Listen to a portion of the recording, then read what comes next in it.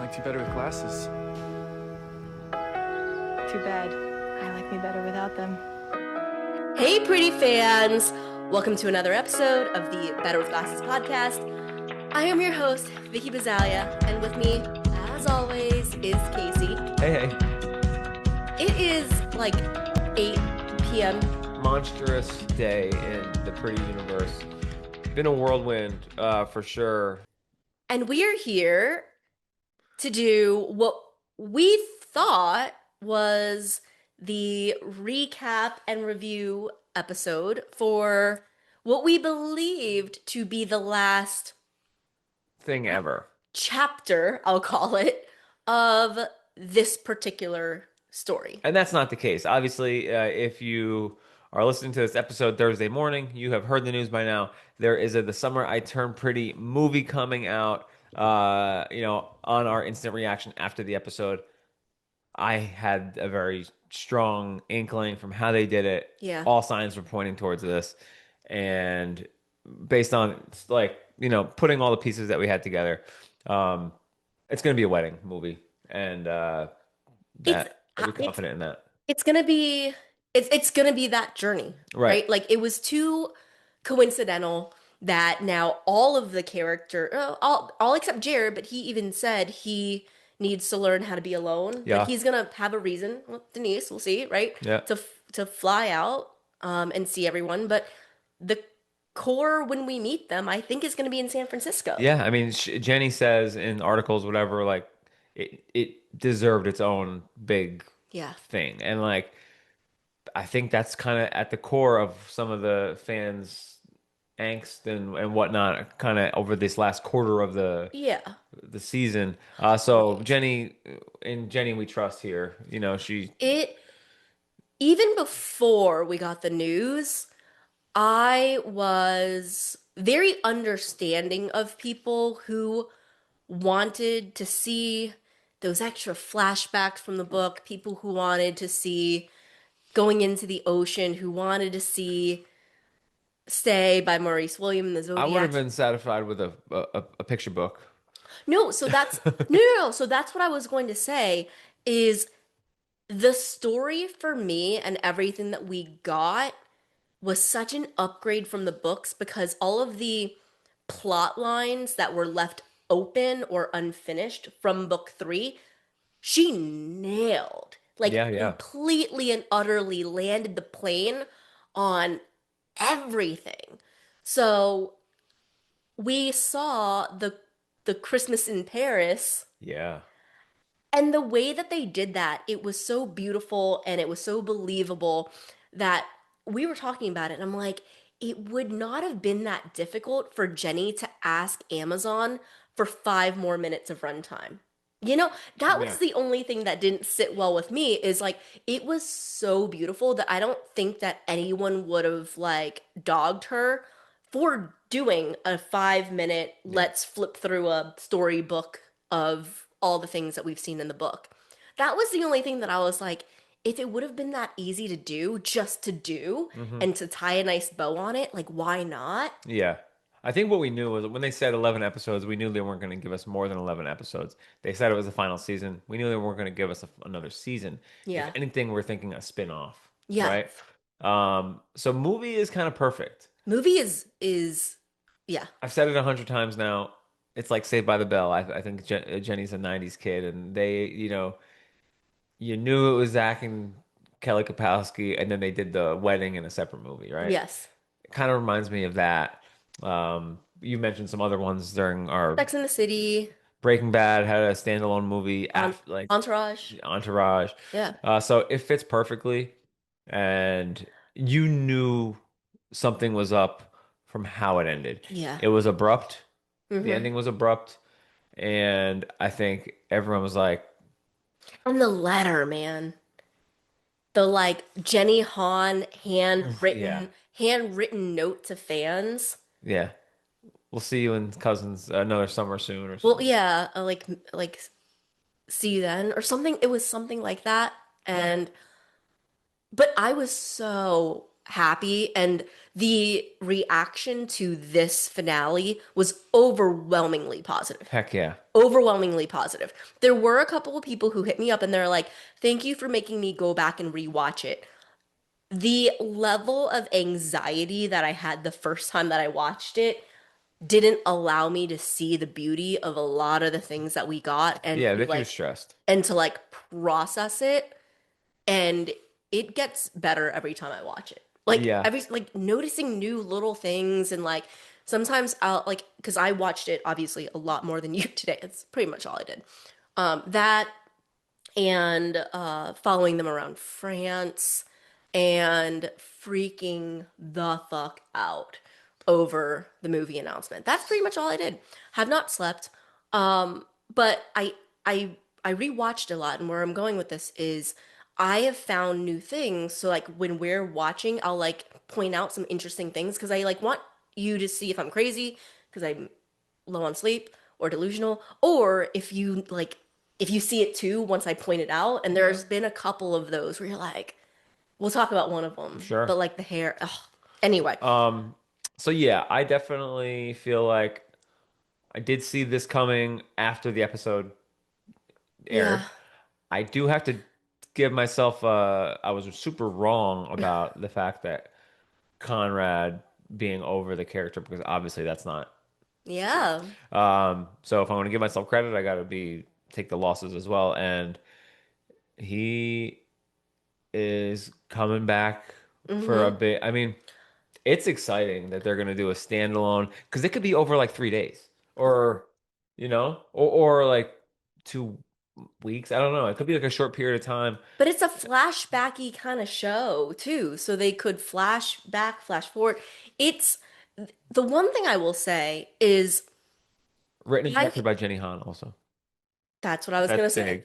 is not just that, but like I love Entourage, and when they were going back years later Yeah. to do Entourage, like my my big fear with it was that it was like a commercial reach to reboot. It was money grabby. We talked about reboots, but not just that, is like it's not a seamless transition from TV to movies. So the fact that Jenny has already been on like helped to create inside of and have some kind of say Yeah. in the To All the Boys Hmm. series. Now, obviously, she didn't direct any of that. She clearly wrote and sold I the mean, yeah. movie rights to that. And she's making 80-minute episodes. Like she just made an 80-minute finale that had like new, first of all, it had new All new story. and new conflict. Yeah. Yeah, there was new conflict, new stuff brought up, and she landed that plane. So she's gonna do a great job making this movie, and I think it'll be. I think we thought in a reboot, spin-off, whatever it was gonna be like, we'd hear about where Belly and Conrad were, Hmm. but we weren't gonna have them as like the main pieces, and that's not what's happening. They're gonna No, be the no. main Yeah, pieces, Lola and and right, Chris are back for yeah. this. So I definitely missed out. I missed on that prediction, but Yeah. Chris is gonna I mean, they're gonna take this Big, ride it till the wheels fall off, and I'm excited for them. I don't think they're gonna ride it till the wheels fall off. Ride it. That's just a saying. They're just gonna ride it into the sunset. No, no, but yeah, ride it into the There sunset. you Yeah, go. ride it till the wheels fall off because we have talked about how we don't want that. I do not want that. I love how Jenny put it, which is like there's still one very big milestone in Belly's world that we have yet to see, and an episode of TV would not have done it justice. And I'm like, oh my gosh, Jenny, speak more onto the pretty universe. Like, and credit where credit's due. Like she took a lot of shit this season, and we also last episode called out some conspiracists, and y'all were kind of right, right? Like, and what I mean by that is we didn't get 14 episodes, but people who are like, it's moving too slow. Are we going to be able to finish everything? Isn't there more story to tell? And but the thing I don't like her being called out for that. What I love is that she is always one step ahead of us. Yeah, yeah. I thought they would have taken out the new conflict and added the wedding in, like left the wedding in. Yeah. Like taking out a lot of um the big meal stuff Yeah. Well, and we'll added wedding. we'll talk about it, but the I big like the wedding stuff. I mean, I like the food stuff.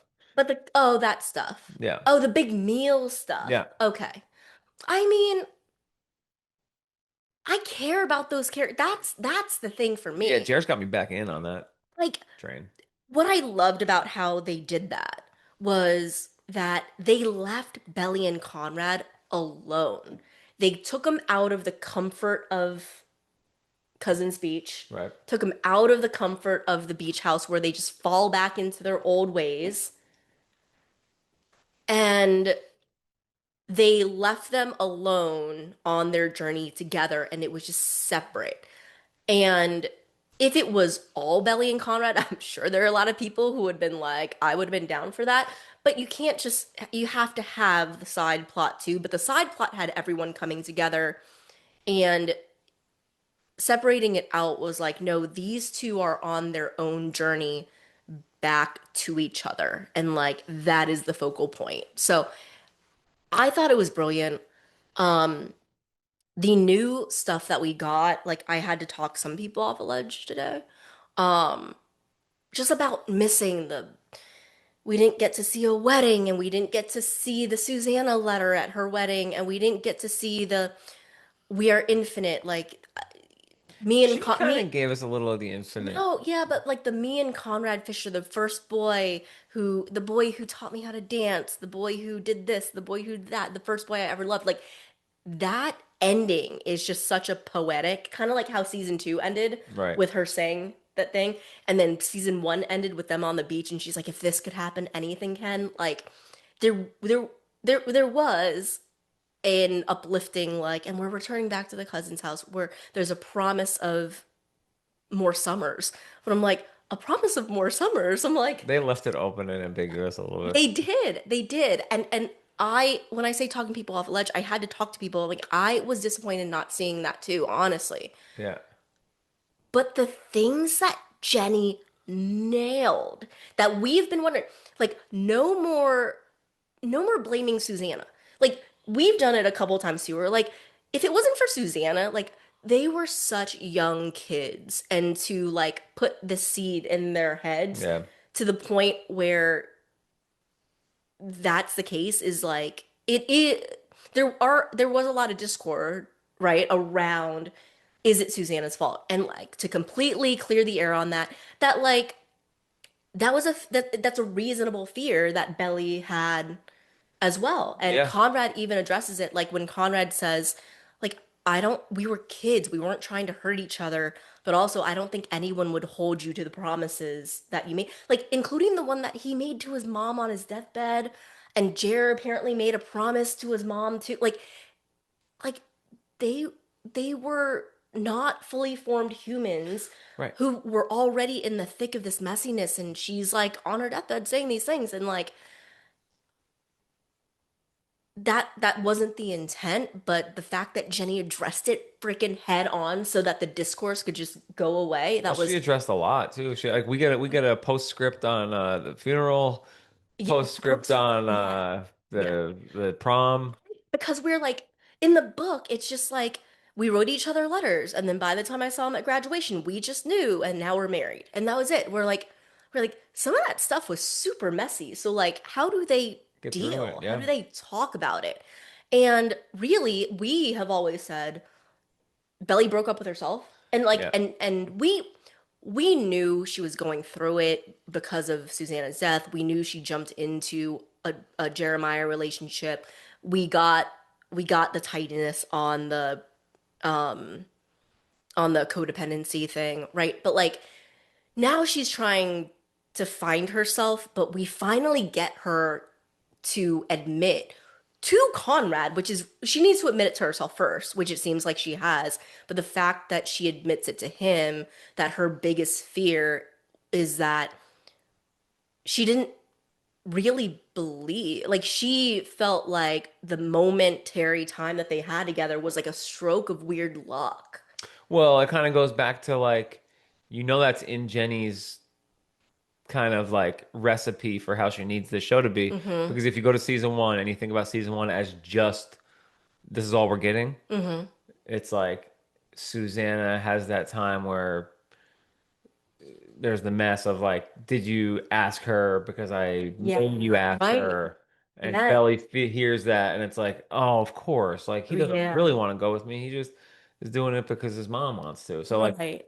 that's certainly part of the like guaranteed recipe for the Belly Conrad conflict and Yeah. how it resolves. I also think that's such a great commentary on things that we as human beings wonder when we enter into early adulthood is the kind of like how much did my parents fuck me up? Yo, You know what I mean? It's just kind of like how like well, yeah, like because she's going out there trying to figure out who she is for the first time, and it's like how much of the baggage that I carry is because of this magical world that was yeah. created by Susanna, because they always refer to it as magical, but like magic isn't real life. I've heard people say that like in your 20s you just blame your parents for fucking you up. It's like Yeah, I mean, part of everyone's journey. journey is in your 20s. Well, it's because it's the first time that like your brain matures as an adult and you can actually objectively look at things. Now, sometimes you're overly critical, Yeah. right? But it's the first time that you can actually like take a look back and what I love about Belly is she is so dreamy, right? Like, but she is so different now than who she started as in season one. Like the dreaminess, the classical movies, the being in love with Conrad, like she wraps all of that together into this world that Susanna And carefully crafted for them. we got this like beautiful, we got the Parisian feel in that dinner scene, the birthday scene. It's not a cigarette, but it's a joint, and that's like The call, chef's kiss. Like that could have gone in any. That was like a movie scene. It the, was like a movie scene. the callback to it, the like The birthday cake. the birthday cake, but it's like you see these two who you know have history and you know that there's love there Yeah. and you see the flashbacks, but it was we use the word elevated, but it was elevated to an adult level Right. where the two of them they were flirting, Mhm. but the flirting was like almost empowering one another. Well, yeah, it kind of reminded me of like, Like it wasn't a competition. It wasn't like, oh, my move now your move, but it was like the more confidence each of them got throughout the episode led to them being able to, yes, take it all out in this like very big sex scene that I didn't think that we were gonna get, but the aftermath of that to like we have to assumed come they had sex. they had sex Well, to come down from that they and tried to then nip for sure, but to come down from that and then like have this dialogue that's really really big like it reminded me a little bit of like mom and dad going to a wedding or something, or like you're in this household and it's kind of like everyday life, and then you escape for 2 days to go to a wedding, and that's kind of what it reminded me of, where you're always seeing Belly and Conrad in cousin one setting, and yeah now they're in this like completely new setting, and they're new people, and they're yeah like, you know, outside of their element, and like kind of really falling into a new yeah little rhythm that was definitely cute. well, And and edge, it was like an edge to it. there was an edge to it. Edge, adult, whatever word you want to use. I don't want to say cute. It was like It a was little bit mature. more than It that. was Yeah. mature. I think on the instant reaction I called it sexy. Definitely sexy. It yeah, no, all of it. It and what I loved even before I knew about the movie and all this stuff, I was like I wouldn't have traded if even if we didn't get the movie, I wouldn't have traded it because we as book fans We're are fans of both. so hyper fixated on like our favorite scenes Hmm. and she fed us our favorite scenes, but until this episode my favorite scenes were all of the them in Cousins together while her and Jeremiah Yeah. were planning a wedding. And I'm like, if you really think about it, those scenes are great. Those scenes are fantastic, but it's all clouded with this idea that like they're having these great moments but encumbered by this big other looming thing. So to see new material, new scenes between the two of them, new this dance of them figuring each other out over the course of one freaking day Yeah. without all that baggage is like it's Well, blissful. well, you have like I think that's why I love the cigarette scene so much, or the joint It's scene, that might be my favorite scene because of them like ever. the Benito scene is amazing, and we're gonna talk about it more, but there's still Benito in the way. We don't know what the deal is yet, and But then it turns. that turns, and then we get and the birthday cake, and it's like then we have no obstacles in the way Yeah. anymore. Well, the joint happens before the birthday cake and after we find out that she's broken up with Right. Benito. So Benito's out of the way. Now Yeah. they're level playing field. Yeah. Now it's game on for Conrad. Well, the other thing too, again, it's just beautiful. We give a lot of credit to Jenny. The writers, there's a whole team of writers on this. There's a whole bunch of producers and directors on it. So like, shout out to everyone. But the discomfort I had I loved it. And I love it even more when I rewatch it, only because I know where it's gonna go. But like the fact that he's sitting with the friends, Yeah, with the yeah. girlfriends, and she's sitting in a corner with Benito, and you can't really tell, but they're looking at each other. So then after that reveal, and he is now sitting next to her by the time we get back to that scene, I'm like, huh, it's on. Right. And it's like they're flirting, they're laughing. She opens a gift, she turns to him, is like, "What'd you get me?" And then that leads to so you and Benito. Well, Benito falls back. Benito knows his Oh yeah, role for sure. He's not like hung up psycho. I no, think he's like debriefing a little bit and then realizes it's like, okay, yeah, this is not it's not not gonna work not out for gonna you. work out. Yeah, Conrad's here. He's a hero. a He's a legend in legend, these parts. legend, huh? So shout out to Benito. He did The way they wrote him, it was great. It was great. yeah. Anyway, we're gonna go scene by scene. We're gonna go scene by scene. Even though we've gone scene by scene a little bit. There are not as many scenes. The scenes were just big. Like they flow in and out of each other. It wasn't Yeah, like big jump cuts. sure. Is there anything else you would like to say? I would just say that if we knew there's no way that we would have said there's a The Summer I Turned Pretty, the movie a I day ago, that would have been like it's I would have given it like a 2% chance. it's nuts. And we still don't know if they already filmed it all. Yeah, yeah. I thought we heard a lot of like rumblings and like things here and there and like a little kind of behind the scenes business Yeah. that something was happening. We Sure. we knew Yeah. something was happening. Yeah. We But we personally. yeah, personally. Yeah. And like but not The Summer I Turned Pretty, the movie. It's like Entourage, the movie. Yeah. Yeah, I'm like, whoa. Yeah. So Um so just like that, I would just say if we flashed back 24 hours ago. yes. And let me just say to everybody, we have a lot to cover. We are gonna do bonus episodes. We are going to do full on predictions just like we did for the show. They're going to be on the Today Show tomorrow. Jenny, the three of them, they're going to talk about it because this is big, big news. So, as we always do, when we get layers upon layers upon layers of new information, we will come on and talk about it. Yeah. But today we're going to keep it pretty pure To the to finale. At Last. The Better with Glasses podcast. We ride at midnight. This train ain't stopping. It wasn't stopping before, but now with a movie in the works, by gosh, it is on. So Can saddle up, gang. Can we first talk about At Last? They danced to Okay, at At last. Last. I want to in shout Denver. out the gang in the live last night. I thought Jenny Han was well, In there? yeah, I thought Jenny Han was in a burner account in our IG live last night. Yeah. there were some people very confident that It was Atlantis at last. at last. So shout out to y'all. Well, there were definitely people who knew before because I woke up at 2 a.m. So we get it at 3 a.m. I woke up at 2 a.m., couldn't go back to sleep. They had released the quote, so I knew that there was going to be that reversal. I didn't know it was a reversal. I thought it was, and it was, of the do you memorize everything I've ever said?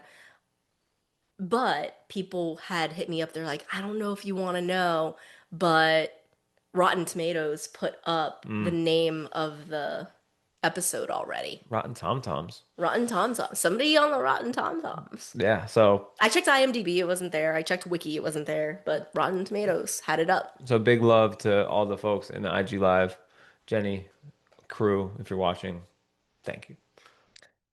All right, let's go scene by scene. So it opens up. It did not open up at an airport Nope. like you thought, but it did open up with Conrad, cobblestone streets. He is in Paris and he is at Belly's doorstep. She ain't home. Yeah. No, it was a little bit awkward, It was supposed to be. We knew, we did predict that it was going to be an awkward interaction because she doesn't know he's coming. So like it is a really big move to like have the love of your life who you haven't seen in 8 months that you sort of ran away from. We get her admitting that, kind of running away from the messiness. Mm-hmm. Just show up, writing you love letters, and then befriending your best friend, Tay Tay, what up? And then showing up on your doorstep in France. Yep. So It's a lot. she pulls up with a boy, Yes. and then they get off and do like the kissy face Italian, French Yes. thing, Which which could is be interpreted in two friendly. different ways. Yep. But if you're Conrad, you might be interpreting that some a different way. Of course he Yeah, of is. course he is, Of right? course he is. The best part, not the best part, but she takes the helmet off and she like Reveals the shit. reveals her short hair. Yeah, Big Laurel energy. it's a whole thing. Yep. It's great. Now, I love the moment where he sees her and then she like Benito rides off and the piano, like the melody of the piano picks up as he's walking towards her. And like, I was so nervous for him. 'Cause I was like, what's the first thing he's gonna say? He's just like Belly. And he walks up and she has this like, oh my God, give me a hug. And then Her guard's way up. even before, even like as he starts walking to her, we get the flashback of them on the beach in season 2 at the very beginning of it when they're breaking up essentially or choosing not to move forward. And I was like, oh man, this is gonna be a ride. And she's pretty, I wouldn't say cold, but guard up is a good. Yeah, guards up and Well, she's just kind of like, what the fuck are you doing here? But she like can't say that.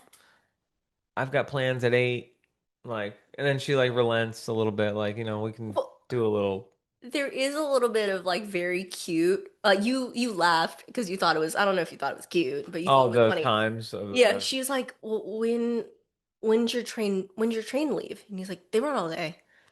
yeah, He's like, I was just gonna take the last one, but he again is trying to make it not uncomfortable. The situation is uncomfortable, but he's yeah. trying his best to be like, oh, I'm sorry, you probably have plans. Like, no big deal. It's like a sales call. Yeah, it's like no big deal if you can't hang out, but I was just gonna walk around anyway. Yeah, it reminded me of a sales call. I do some cold calling once in a while, and they're not expecting me, and you're just like, I was next door visiting a client, just wanted to pop in. I was gonna, like, you're here anyway, Yeah, kind of, so like right. that's what it reminded me of. There is, and we see glimpses of this all throughout, but like unplanned Conrad kind of freaks Belly out because he's so like they make fun of him, right? You know how Steven was like, yeah, you probably have a list of Right. like talking points, right? Like they make fun of him for being so rigid and like not everything has to be perfect, Conrad. And he's just like, oh yeah, they run all day.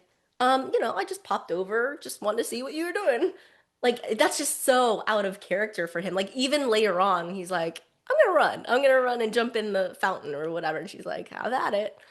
Um, Later on, she calls him on it. She's like, "What was your plan?" He's like, "I really didn't have one. I just honestly wanted to see you." I'm like, "Oh, it's it takes her right off course." So then I knew she wasn't gonna invite him up. I knew it. Well, I think that's standard. And totally fine. Um, now she needs some time to decompress. So she's like, "I'll take your bag upstairs and we'll go." She goes upstairs.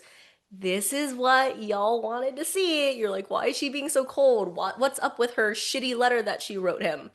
You guys just want to see Belly have a mini meltdown over Conrad Fisher, and we get it immediately. She goes upstairs, her heart is racing. She like does this thing where she like sits down, just like by herself. She just like sits down, takes a breather, and then stands back up, makes a beeline over to her mirror, and like puts on her lipstick. And I love what the fuck are you doing? Like she's talking to herself. What the fuck are you doing? No, just like spend a couple of hours as a tour guide and then send him on his way. Yeah, which She does it a is lot in this episode. ultimately confusing to me. Why? It's like she's flip-floppy, but She's not, no, she's not flip-floppy. She is trying to decide I whether know. or not she is gonna lean into this. But does she not understand that If, if she were to send from him one thing to away, another. I know, but like she sends him if the day doesn't go as it ends up, Yeah, and she sends him away, yeah. Door's closed. so it's close. Door's closed until she opens it again, right? Like that's the dance. So, which we almost got. Um, that Yeah, thankfully. So this is, I think what we're supposed to think is that if she kept going on the path of like regular touristy stuff and didn't get real into like who Belly is, and I want to see Paris through your eyes, Mhm. maybe it doesn't go the For way. sure. For So sure. we'll get to that. I have a thought on Yeah, we'll that. get to that. Okay, so then we get Jer in the kitchen, all this food around him, Produce galore. and then Denise comes out. She's like, "How long have you been up?" He says, "Since 5." You know what I love though? That's just so natural is like as soon as she walks out there, he hands her a cup of coffee. It's like they do this. Like he's been living there for 6 months. Yeah, 6 months. 6 months is a long time to be living with someone, and they're Fact. and they're comfy. Yeah. So like he just hands her a cup of coffee, like that's nice. She plops down, and then we find out that Taylor and he have been marketing this like pop-up for Yeah. a new up and coming chef. Yes. Boston's hottest new blah blah blah. And it's cute for them. I like the energy. I love the energy. I love that Jeremiah got up at 5 a.m. to Yeah. prep. Jer is feeling comfy at the house. Him and Denise have a good rat-a-tat, and he's like, I'm got us a new couch. And she's like, well, chill out for a second. Going to California. And we got our seed funding for our company. One thing leads to another. Tay Tay. Tay Tay didn't know about this. She's like the one left in the dark. And she is obviously involved with this cooking thing with Jer. And Steven's her boyfriend. So now shit is going haywire. And I just, Yeah. Taylor looking like a PR professional. Yeah. Yeah. Yeah. Taylor had the look. An event planner. He had the look going Yeah. proper. Before we get to that scene though, I do just want to say, like, kudos to Gavin this whole episode playing a different version of Jer. And I think he started it last episode, but yes, you're right. No, for sure. Yeah. But what I mean by that is there's a line that he delivers right there where he feels like he oversight. He's like, "Oh no, like you want me to move out, and here I am, like a fucking asshole, like picking out furniture for you," and just that like little bit of like recoil right from him for a guy who's that confident. She really, she evens him out. You know, like it was so good how it was done. The other thing that we needed the other thing that we Oh, needed, Conrad called me from the airport. He's going to see Belly. It's not that bad. If like, they're communicating. So number one is Conrad, when he makes the decision to change his flight, is like, "Hey man, I'm giving you a call. Like I'm gonna fly to Paris." it makes me think how much he really like was Belly. How much was it Belly? How much was it him wanting to beat Conrad? I feel like he's better off without Belly. If that For an sure. easy way of saying what I How much feel. of it was what he says later, which is that he was just afraid to be alone. Yeah, and that's like, it sounds bad, but like that happens. Oh, that You definitely know, happened. it's not like he was using Belly or anything. That goes You back to know, the mothering thing, right. right? Like he was in high At school, certain times in life, people come along and like but he was it's. in high school. His mother died. He gets shipped to college, Mhm. and he gets into this new relationship with Belly, and then Belly comes and joins him at the same It's a college. two-way street. Like Belly had to be in that too, and she had to Oh, agree to be mothering and all. yeah. Yeah, and she's the one who chose to Yeah. go to the same school as him. So, yeah, there's all kinds of stuff like that. But yeah, he actually says he calls it the Belly Conrad reunion, which is how you know, right? Like Yeah. to me that's just like It's written in the star shit. oh yeah. Yeah. Um, Conrad also says good luck to Jer about Yes, the right. cooking So show. they're like communicating about what they have going on in their lives to include Belly, which is fantastic. Um, so they say good luck to each other. Hilarious. So then we got Tay Tay coming in. I love how she's freaking out. She's like, I'm gonna kick his ass. And well, something's gone wrong at the restaurant location venue that we have, so it's fucked. Everything's fucked. She is Yes. about to storm off. Um, we'll revisit that in a second, She but she has a great episode. she does. Yeah. And then we get, oh, Champs-Élysées, right? Oh, that's they're on Yeah. the tour bus, the big bus, checking in the sights. Never been to Paris, but they're wearing earplugs, and I'm just guessing it's a translation, but um It's not, Conrad snaps like a sneaky little pic of her. It's like it's so cute. it's so cute, but it's awkward. Oh, It's yeah, still no, yeah, awkward. right. It's still awkward. Yeah. And like, Because she's playing tour guide. It could also be like if you are um if you have to like bring a high school like it you're looks like in an college. awkward day. Yeah, or like a Like you're in college and you have to like host. host, Yeah. yeah, you have to host like a high school kid and you're just trying to like show them around, but you don't really have a relationship. That's how it felt. But there are certain moments where, and that's what's beautiful about them, is that it's the version of Paris that we've been waiting for. Beautiful shots, architecture, Belly enjoying herself, sun is shining, she's not running around looking for her backpack. um, Right. you know, and Conrad's there, the part where he diverts her attention and like takes a sneaky pic of her and she catches him. When they're in the museum, Yeah. they have their headphones on and you can tell that these two characters, so they're both kind of like in their own heads probably, but like they just keep sneaking. They do a nice like circular half circle shot Yeah, when, it's like kind of like starts here and then pans around. around.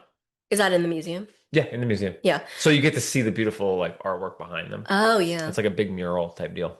What I love about it is I wrote down stolen glances. Like the whole thing was just like a lot of, why are you laughing at me? That's You love a good stealing glance from these two. They're done so well. Um, the other thing is that we get a flashback. Okay. Um, Tell me about that flashback, baby. I don't remember it now. Okay, well they flash back. So, Um, I remember the flashback. It's when, so she is looking over, like out, and the wind's blowing in her hair, and he has the oh, flashback in a car. from the car ride on their Michael's Day. Yep. Yep, Um, that's exactly what happens. that's exactly what happens. And then, um, I just love, I already said it, but like, this was a sneaky, like, behind the scenes leaked footage thing where they're at the top of the stairs Mhm. and he like runs down. He's like, I'm gonna jump in. And he runs down. He's like, no, it's too cold. And, but she is having all of these feelings about carefree Conrad, but still in the back of her mind, like, is like, what is this guy's plan? Yeah. What's the big shoe to drop? Right. The sparks aren't exactly flying in my Oh, excuse you. yet. Yet. The sparks are always there. They're just being tampered down right now because neither one of them really knows how to act. Right. That's true. It feels like an awkward first date. But we're gonna get to something better, okay? So I'm not like Right, shitting on it. right. Okay. So then this leads to they're walking. I don't know where they're walking, but they're They're walking walking. in Paris. No, they're walking and she's naming different, like very touristy Do you want to go places. to where Jim Morrison was buried, Yeah, or do you want to go to the Eiffel Tower? I mean, yeah. come on. And this is the point where he says, like, I've been picturing you here for so long. Like, he's basically saying, like, I want you to take me on your tour, Yes. Yes. not the France tour. Which is that's the kind of shit we like too. You know, like It, if you go visit your friend you're in gonna love this. like hang on. Okay. Let's say you're gonna go visit your friend in New York City. Yep. I can take myself to the Rockefeller Center. I can take myself to a Broadway show. I'm like, if I'm going to New York City, it's just so big. I'm like, show me your favorite bagel spot. Yeah. Where's the best hot dog at? Like, where's the best hot dog? Like, what's the little kiosk that you always go to that's in this corner of That Grand no one Central knows about. Park? Yeah. Isn't there in Friends of Benefits a very similar thing? How did you know I was gonna do it? Leia. I told No, you. you didn't. No, I told you that I was gonna do a parallel. I literally wrote it down. Oh, okay. Well, I guess that because that's one of Vicky's favorite movies, So and they're friends you know friends with benefits is Justin Timberlake and Mila Kunis, and I have a girl crush on Mila Kunis, and I have shout out a Mila. real crush on JT. So It's a great Woody Harrelson's hilarious in that it's a great movie. movie. But yes, she is we used to do a little sidebar. The She mom is really funny in that movie. yeah, All right, go. she is a headhunter and he is from LA and Sports she writer, works something. in New York City and she flies him out and she's supposed to give him like the sales pitch on why you should move from LA to New York City and he calls her out on the like yeah not the bullshit touristy version and he basically says like take me somewhere real and she takes her up to what she calls her mountaintop and it's the same thing it's they're sneaking somewhere and he's like are we even supposed to be here right now and they go up to like the top of this building Right. and she looks out and he's like do you take all of your clients up here and she's Yeah. like I really take no one up here. I'm sure that they didn't invent that, but Jenny might be a fan of that movie as well. She might be. She might be. She used JT and she is of that era. She is of that era. There's some other parallels that Yeah. But that's the turn in that movie and that's the turn here. right. Is to your point like she she acquiesces, right? Like he is looking for something deeper Russian nesting and dolls. yeah, We're he's looking for a getting a layer connection. off. Yeah. He wants the connection and she says, "Okay, then I know the perfect spot." And he's like, "What? Where?" And he's like finally excited. And she takes him up there and that's the first time. He has to dig a little bit. He's like, "Do you come up here a lot?" And she's like, "I used to." And then she says nothing after that. And he's like, "Hmm." And then there's just like a pause and she has the choice to keep going or Right. not. Like I get what Is he she's putting? saying. No, I get what she's saying because like if I think of New York and you're on the ground, New York City, It's very it could be overwhelming, especially for yeah, a small town kid. It could be overwhelming. But like seeing it from the from sky. the sky or seeing it from higher up or seeing it on you know TV or something when you're there, Hmm. it makes it feel a little bit more manageable. Yeah, And it's just like these little building blocks of like new city. I can do this. right. You know? So we'll continue on that scene because it goes back to that. But I wrote down Taylor is spinning out. Oh, Jeremiah is working hard to find himself a new venue, and he's like called 20 different places and they don't have any availability. And he's like, hey, how are you guys doing on trying to find a new venue? And Denise is like, we've been a little preoccupied because Taylor is back in the apartment. She She did not. just moved to Boston, and now apparently Steven's what she like Oh, I love it. off to She said, I'm just trying to figure out why my boyfriend is stealth moving across the country. Stealth moving. yeah, stealth moving. So that's Yeah. happening. She just moved to Boston now. Apparently, I would assume that she would assume that she's moving with him, but they haven't talked about it, and apparently it's happening in a month. So I would be freaked out if I was Taylor too. Oh, for sure. Yep. Um, I like it's so believable though that the four of these people hang out a lot because Denise is comforting Taylor. Yeah. Like Denise is like, okay. Who would have called that 5 episodes ago? Yeah, right. The Oh yeah, Denise and Taylor yeah, being like 5 episodes now. BFF. Yeah. Um, they have a respect for each other. You saw that when they had their conversation at the Bachelorette. Right, but remember like Yeah. when they see each other out front of Oh, Breaker, and yeah. it's like, what I want no part of whatever this is. Right. And like she Yeah. goes inside. No, I mean Denise is fully ingrained in the friend group. Like for sure. Yeah. It's amazing. But so Taylor that's the first inkling where Denise is like, "Okay, Taylor, can you just like deal with the Steven shit like tomorrow? Like give it 24 hours It's because Cheers Day. it's Cher's day." And it's technically her day too when she realizes that she's like, "Yeah, no, I'm the marketing person on this. If I do a good job, A then PR queen over here. right, then they'll have to let me take this case or like whatever it was." But Sure. my favorite part is she's like, okay, she like when she finally regroups herself, she's like, okay, like fucking laser. Like I'm just gonna go, I'm just gonna do it. And like she storms off and Denise is like, she is still not okay. This is not okay, but she's marching forward now and hopefully not to go kill Steven. So You look I pretty, just hon. huh? You look pretty. I'm looking at you on the screen there. Ah, thank you. I'm wearing my Team Conrad shirt. You are. And Yeah. you look like so tiny. Oh, okay. You look very tiny. Oh, okay. I maybe it's because I'm sitting up today, which I usually don't do. Yeah. I'm working on my posture. No, I'm not. I'm just but I feel bigger and you feel smaller in the video. Interesting. Interesting. Okay. Very deep. Okay. So the other thing I'll say about that scene is I love this for Jer. I like that Denise brings up the cousin's beach house, and I like that he has to get over his fear of going back to that house. That house belongs to him too. It's Right. not fair that his most recent memories of that house are all god awful. Right. You know, like Yep. he had such magical moments there too as a kid. So like for him to remember it as this like really shitty place where only bad things happen is it sucks. And I like that Taylor's like if you're not ready and he's like no no no, I got to do it Yeah, and that bond is strong, man. Like, it's cool. yeah. Yeah. It's really great.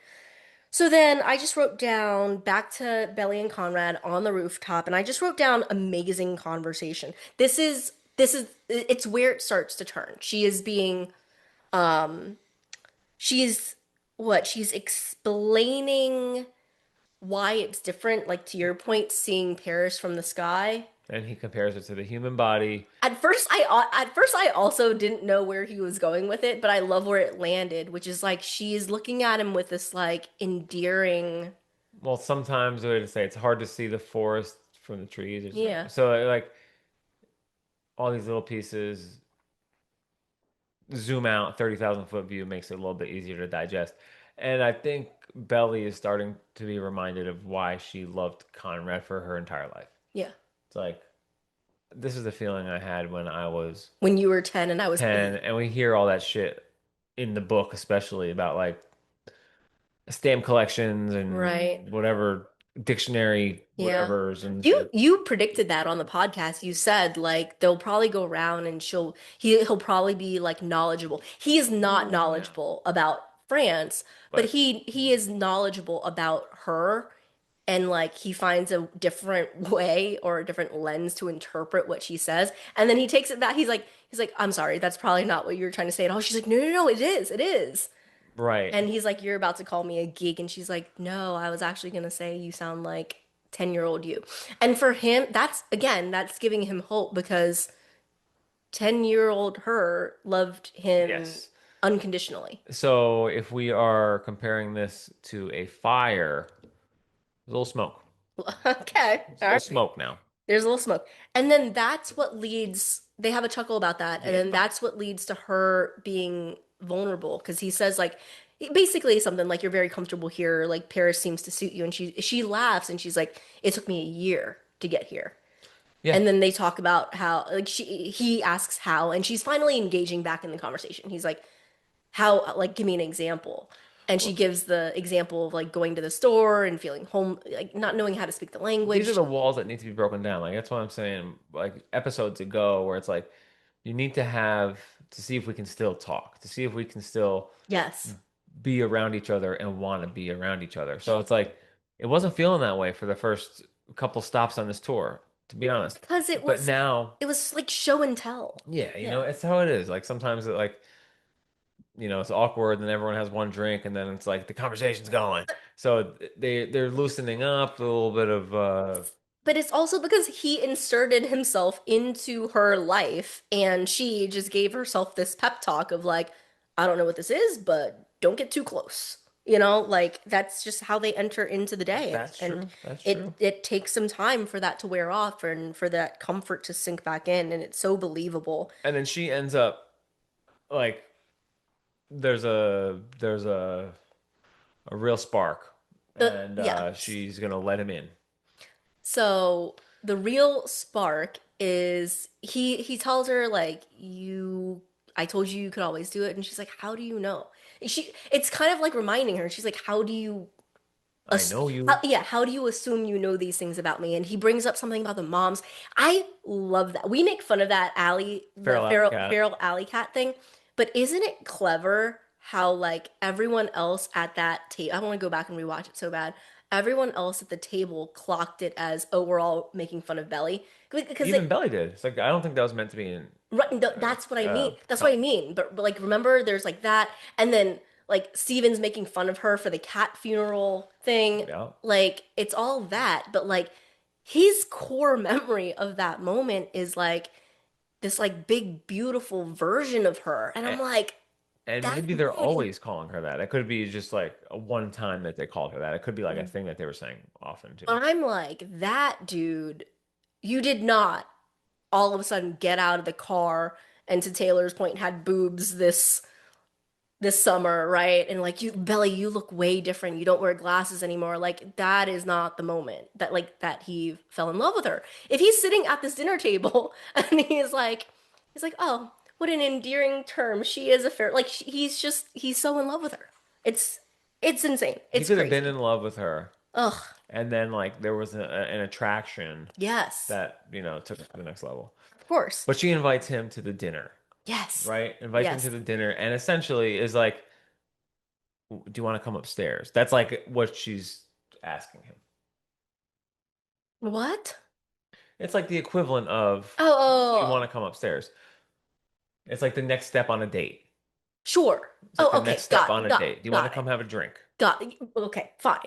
Because later on she says like Yes. let Okay. That, okay, so I'm like, we're not there yet. We will yeah. get there. But later on she's like, take me back. Um anyway. So I want to hear your thoughts on this. Um because I was kind of telling um some of my friends about you and how fun it was to watch you like root for your boy, Who's my boy? Conrad. Oh yeah. Come on. As in like there were certain like he's like there's certain moves that he's making and we know where he's starting and where he's got to get to Are by the we? end. And like no, I was just saying like as I watch you watch the show and I can tell you'll sometimes audibly just be like, "Yes, say that. Do that." And when he did the Paris didn't stand a chance, you were like, yes, that's what you say. That's what you say if you want to get this Well, girl. yeah. You gotta like not like. Is it a line? Well, you're just like I mean, he's so genuine about it, but it's a line because that's what gets he's her. laying it on. He's laying it on. Yeah, He's laying it right, on. You right. gotta lay it on. I love it. I love it. Like you're showing that you're interested. You're showing that Right. I believe in you. I like you. Right. And that's what leads to like, is there a later train? And he's like, yeah, there's a later train. She's like, well, you should come to this dinner. And I rewatched it and she says, like, no, it's just friends. So it would have been real fucked up if she actually said it's just friends to him and she was still dating Benito. So she did not do him dirty. It was just friends. Thank the good Lord. So, um, anyway, so that was great. Um, there was one other thing I wanted to say. When she says to him that it took me a year Yeah. and she starts getting vulnerable about the fact that it wasn't easy for her and she did have a hard time at first and she was homesick. Well, think about how she's selling it to Taylor last episode. Like, oh, me and my roommates had coffee. Like, Sure. she's kind of covered up and be like, hey, it's all good. So Yeah. to like admit that it was tough, it's got to be hard. Right. But um you know, she hasn't completely opened up yet because that could have been the moment where she was like, "But your letters kept me going." She saves that piece, right? So like it fits in the same narrative, Hmm. but she saves it because she's like, I'm not ready to say that yet, and I don't know that I want you to hear that yet. So she saves that little piece for herself, and I We'll get love there. that. Once you have a couple drinks, a couple tokes, then I love it. some things start opening up. No, I love it. To know that to know that that was true and to rewatch her tell that, I'm like, oh, she does love him. Okay. Right? Like that's all we really want at the end of the day is Conrad to be loved back. All right. So then we have your favorite scene. You said it might be your favorite scene of the entire series. The Um, cold tomato soup. It's cold tomato soup into let's get a cat and our kitten will be an angel. it's like you just see Taylor out there. So try to do it a little bit like describe the scene and then like give your interpretation. I'm gonna let you rock for a little Well, bit I mean, because you love it so much. Steven doesn't know that Taylor knows. Taylor knows. So I love this scene because you get to see Taylor in full action of like first we start with the cold soup thing where Yeah. it's like oh it's so good it's amazing And then and it's like he's oh like, but you but didn't even get to da, da, da. and she's Just like, it's good, okay? Well, what like, do what you do you want me want? to say it's cold tomato soup like it's I mean and it's just like playing her cards You can perfectly she's like selling it's you can see that she's trying really hard, but there's part of her that's like doing her Taylor like spinning out. yeah so in addition to that Jenny writes the character of like unhinged, not quite manipulative, but like, and not quite crazy, but like she's trying to control the situation in her favor. Hmm. And Well, she's setting a trap for Steven. yeah, right. And like she can be unpredictable sometimes, Yeah. you know? Well, she uses the word spiteful. She's like, my mom never let me have a cat because they're spiteful. And then she does some spiteful shit. It's like great. So she no, she knows. Hmm. Steven doesn't know Yeah. that Steven's having this backlog dealing of going to San Francisco Right. and Taylor brings up like all these things that would be long-term things in the city they're in. No, she does I've been so focused on like this pop-up and like work is everything, right? Yeah. Trap number one. Number two, I haven't even had time to really make our place ours and cozy.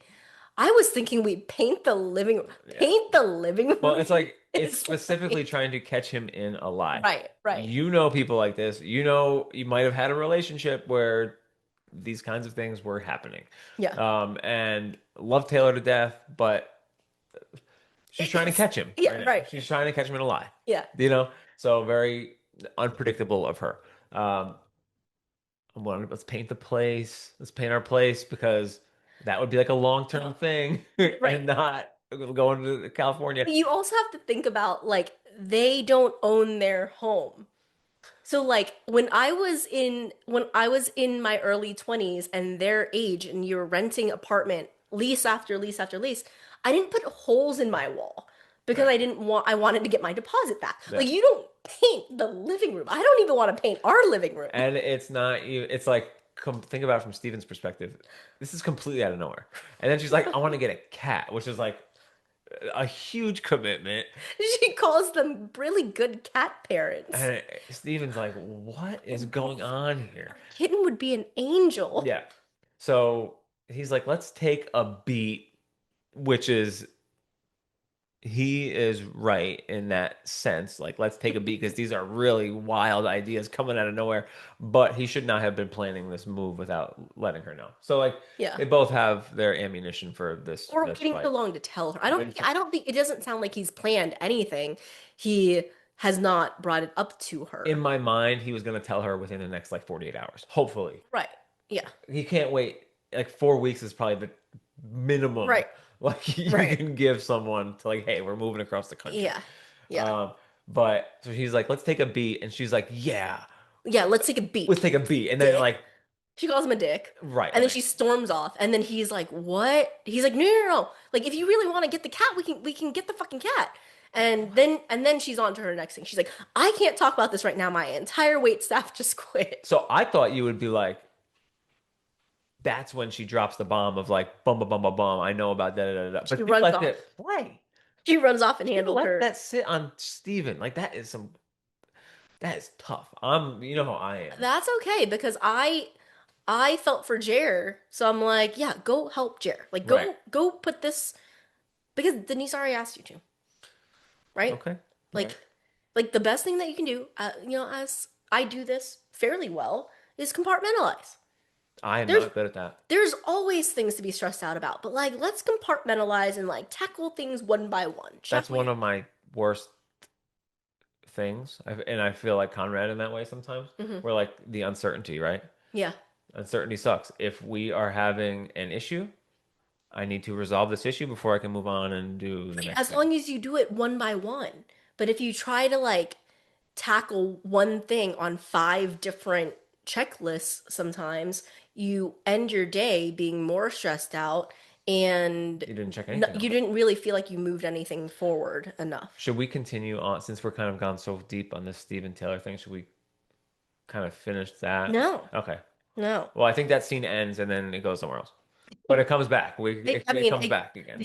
selfishly, I don't want to skip it because it goes to another Bonrad scene. He is in her apartment now. She has led him up to the apartment. She's in the bathroom, and it starts with her saying, "Just another minute." He's like, "No, it's fine. Take your time." Like a He's scene we've seen 1,000 times in a he's million rom-coms. I know. He's like buttoning his shirt. She's getting ready. Walking around. And You, you the first time we watch it, I'm just gonna call you out. You're like, he's being creepy. It's not creepy.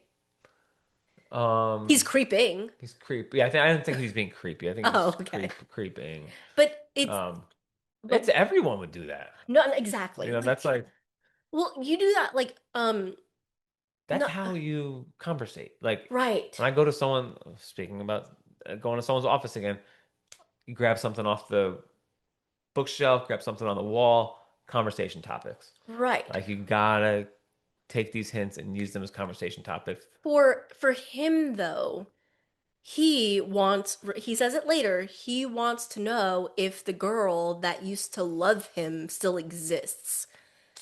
And he is in that apartment and he like it's almost like everything is unrecognizable to him and that starts to freak him out. He Mhm. starts looking at the pictures and then he goes over and then he clocks the Benito picture and I'm like, "Oh, Belly, are you still together with this clown?" Oh, You it's know, not a clown. I'm sorry. I take that back. But right? Well, he's actually no, seems no, no, no. pretty Yeah, yeah, decent no, guy. no. He's great. But are you still with him? Sorry, that was my Bonrad energy coming out. Are you still with him? Because Conrad's look to the door, oh, it's Yeah. devastating. You and your looks. Oh, I mean, they do it so well. Like these two actors are. I haven't had this feeling until right now, Oh. but and it kind of might go in your direction, but like the fact that there is nothing else in that room besides the one bear that he sent to her is almost an overcorrection. But not if her purpose is to build a different life. Right, right, right. But it's like it almost goes to the hiding kind of Oh, thing that will right. come later. Like there Yes. is like that's not my person anymore. Right. No, no, for sure. Like I think that he would have been happy to see a picture of her and Taylor on the wall Exactly. from New Year's Exactly. Eve. Like Yes. show me that some part of you still clings to your old life. Or am I just insane for coming out here because you've scrubbed it all clean? Yeah. Like I mean, even the pictures on the wall are French. The books on the bed nightstand are the French. she's got French books and he's like, is she reading in French now? Like what is going on? Yeah.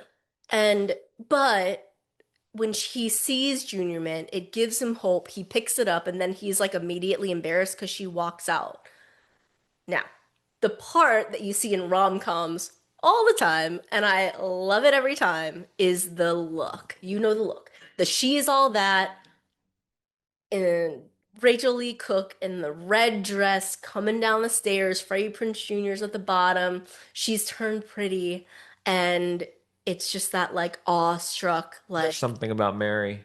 it's like that, oh shit, you look great. And he says, you look really beautiful. She reminds me of like 90s Julia Roberts or something. Yeah, Very 90s look. yeah. You said no earlier. I'm just gonna say it What? for the pretty fans out there. Um, I don't think that she was gonna wear Oh that. yeah, you were on this before. I don't think that that was the dress she had originally picked out. I will let you think that. I think that she probably had something a little less sultry and she dressed it up because Conrad was there. She could have been dressing for revenge, Oh, she could have having been. That's what broken up with either way. what's her face? No, I'm not. I'm saying I that know, I because know the you are. dress is like only about this dress so you can take it off. I don't think that that was that, but like I think that she has new reason to dress up. You just want to look nice. Of course. And Yeah. it goes nice Her with Parisian haircut. yeah, with her Parisian haircut. Well, not Parisian. It goes well with Paris Belly and You her think that's new her they haircut. really cut her hair? I think they really cut her hair. I had a dream about it. That it was wig. Yeah, I feel like I don't you were telling me that it was like I don't know. fake hair. I don't know. It was a dream, I think. Who knows? Um, but no, I think in movies when you actually see the barber cut hair, it's almost always a wig. But we didn't see that. We just kind of see her sitting in the chair asking for it to be cut, and then she has short hair. No, Voila. but but um, he calls her beautiful. And then he is a little bit shy. He's like, look who I found. And then he tosses him aside, and she's struggling with her Yeah, bracelet. that was it started getting a little bit steamy there. Yeah. So like I And feel like there's an official flame now. he helps her out with it. It points back to, remember we were saying like when they were at the cousins' beach house last summer, everything that he was doing for her as compared to what Jeremiah was doing with her, like felt very like they were the married couple. Yeah.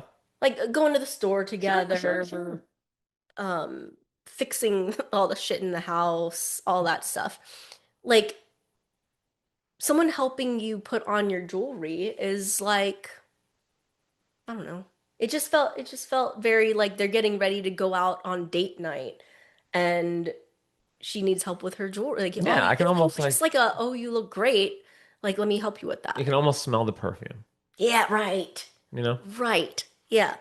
So that was great. And then they cut through that tension when he's like, how do I look? And she messes up his hair. That was good. And that was so good. Yeah. Shout out to the socials who did the parallel between that and when he sees her in season one and he messes up her hair. He like gives it a little tousle. Yeah, well the roles have reversed here, in my opinion. Conrad Mhm. is meek. Conrad Right is now. yeah, I know. Right now. It flips at the party, but Conrad is meek. Conrad is Yeah. on Yeah. the he's almost the I don't know what the right word is, but in the episode one, obviously Belly is the young Yeah. thing, and Conrad is like a little bit more in a position of power, and it's complete opposite here. Yeah. And that's why these parallels play. play so well. Yeah. I didn't talk about it because it kind of like splices in and out, but I do want to take a beat and talk about this is probably the biggest flashback, like the longest flashback of the episode that we see because everything else is just glimpses. We get new footage, not new shot footage, but new, Yeah. it's not B-roll, but like new tape They've been hanging on to that baby. from the Junior Mint thing. They've been hanging on to it. This was a thing that upon rewatch, I cried. Like cried by myself. Like you went to a meeting, I was still checked in at the hotel. We had just gotten done like feeding the dogs, and it was like probably my fourth watch. And I cried during the Junior Mint scene. And I was like, and it was because I discovered something that I later on told you. Do you remember what it is? No, but Kara Martinez, shout out, send us a nice email. Oh, good. No. You don't remember? You Like said the reason I he cried. wasn't looking he wasn't looking at the redheaded girl at all. So the She was first wondering where she was the whole time. when you say it like that, it doesn't give it all the umph. That's like, why the hell did Vicky cry? Um, in season 2, when we see it, it's a sad memory for Belly. Hmm. She remembers getting her hopes up that Conrad took her out on what she presumed was like kind of like a date. Because they are of that age. Like that's the main thing. Right. Is that they are of that age where he could theoretically have you said earlier, and he says it later, where he started to notice her differently. And she, in the book at least, felt like maybe it could finally be a thing. So they go, and she remembers that as a very sad moment. It's like a devastating moment for her because she thinks that he only went there to talk to this girl who was older and pretty and had these like nice shorts or like whatever. And Or the same one you said they like. are you doing her braces Yes, voice? yes. You're making her sound like she's 2 years old, but you're doing her braces voice. Um, but it ends cutely because she knows that he felt bad and he was thinking about her and he got her the junior mint. The interesting thing about seeing it from his perspective is like when she leaves, he keeps like looking back. He doesn't engage or talk to that girl at all. He is so not there for that girl. And as soon as Belly leaves, he's like, she left and I'm gonna win her this bear. And he's like, he's just basically working on winning the bear. He spends $40 on it to win her the damn bear so that he can just like go find her and give it to her. How could these kids never get on the same page? You know? That's I guess we wouldn't have a show otherwise. no. Yeah. So anyway, that's great. Um, I don't know if it's a parallel, but he like kind of whispers when she's putting on the bracelet, like, hey, let me do it. And later on, he's like, I want to do it. Like, so I mean, anyway. the one-handed bra strap removal. Right. Yeah. Yeah. Way Um, back.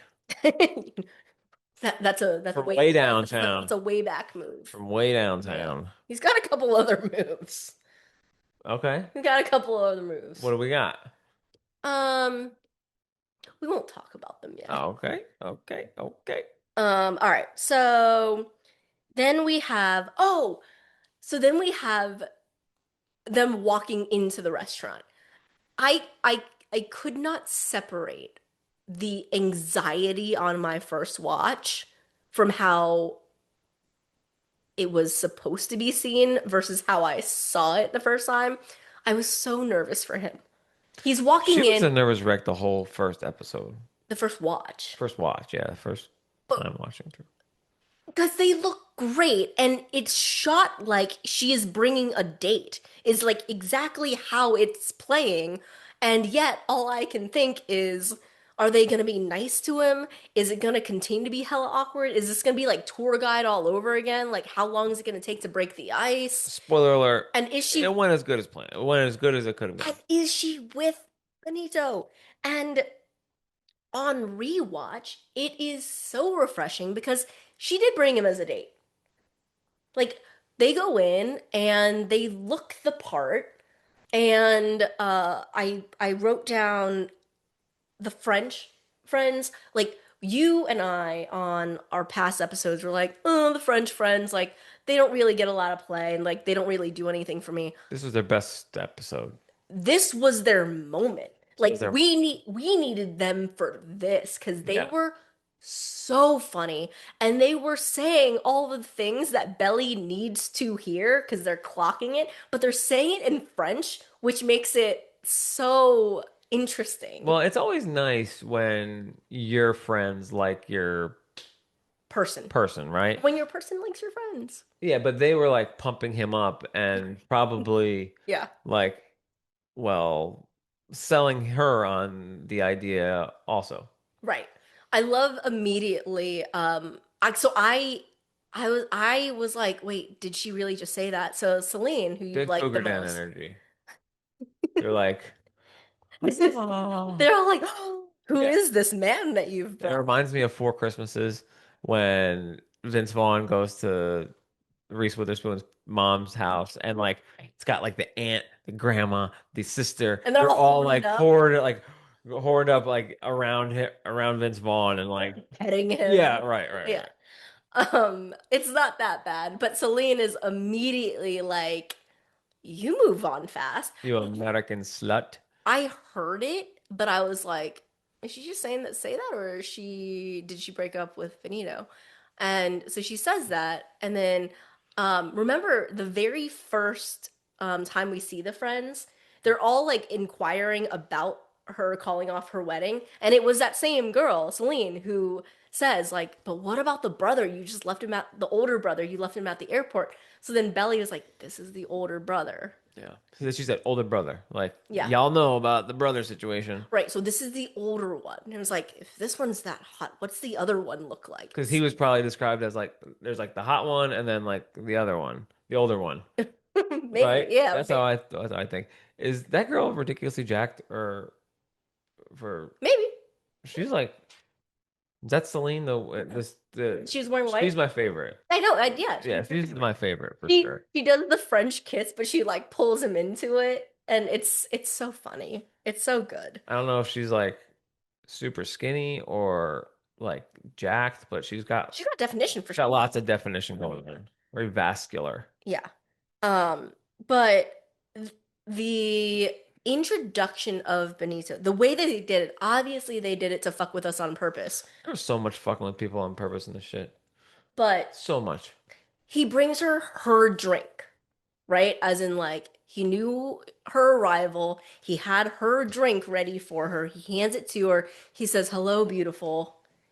Gives her a kiss. And then immediately walks her away from the friend group to go Yeah. get her present. So like they're So to the audience, it's like, oh, they're still together. I'm sitting here, I'm like, what is going on? And Conrad obviously recognizes him from the picture. I'm like, Conrad. But Conrad falls in. He's game. I know He the falls right in. right, but the question is, do you like wine? He's like, I love wine. Oh, it's Right. great. It's great.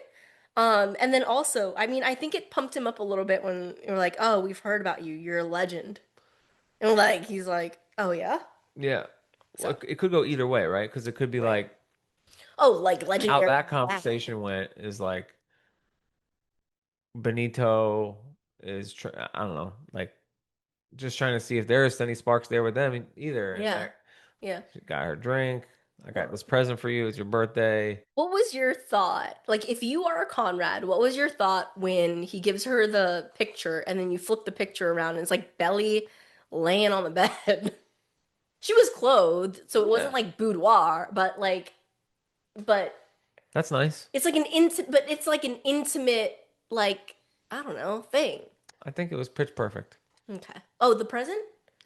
Yeah. Or perfect for the setup of Conrad not knowing what it was. Or both. Yeah, I think for the whole thing, it's like Yeah. gives Conrad enough like curiosity to be like, I'm gonna figure out what the fuck's going on here. Okay. Yeah, fair enough. Okay.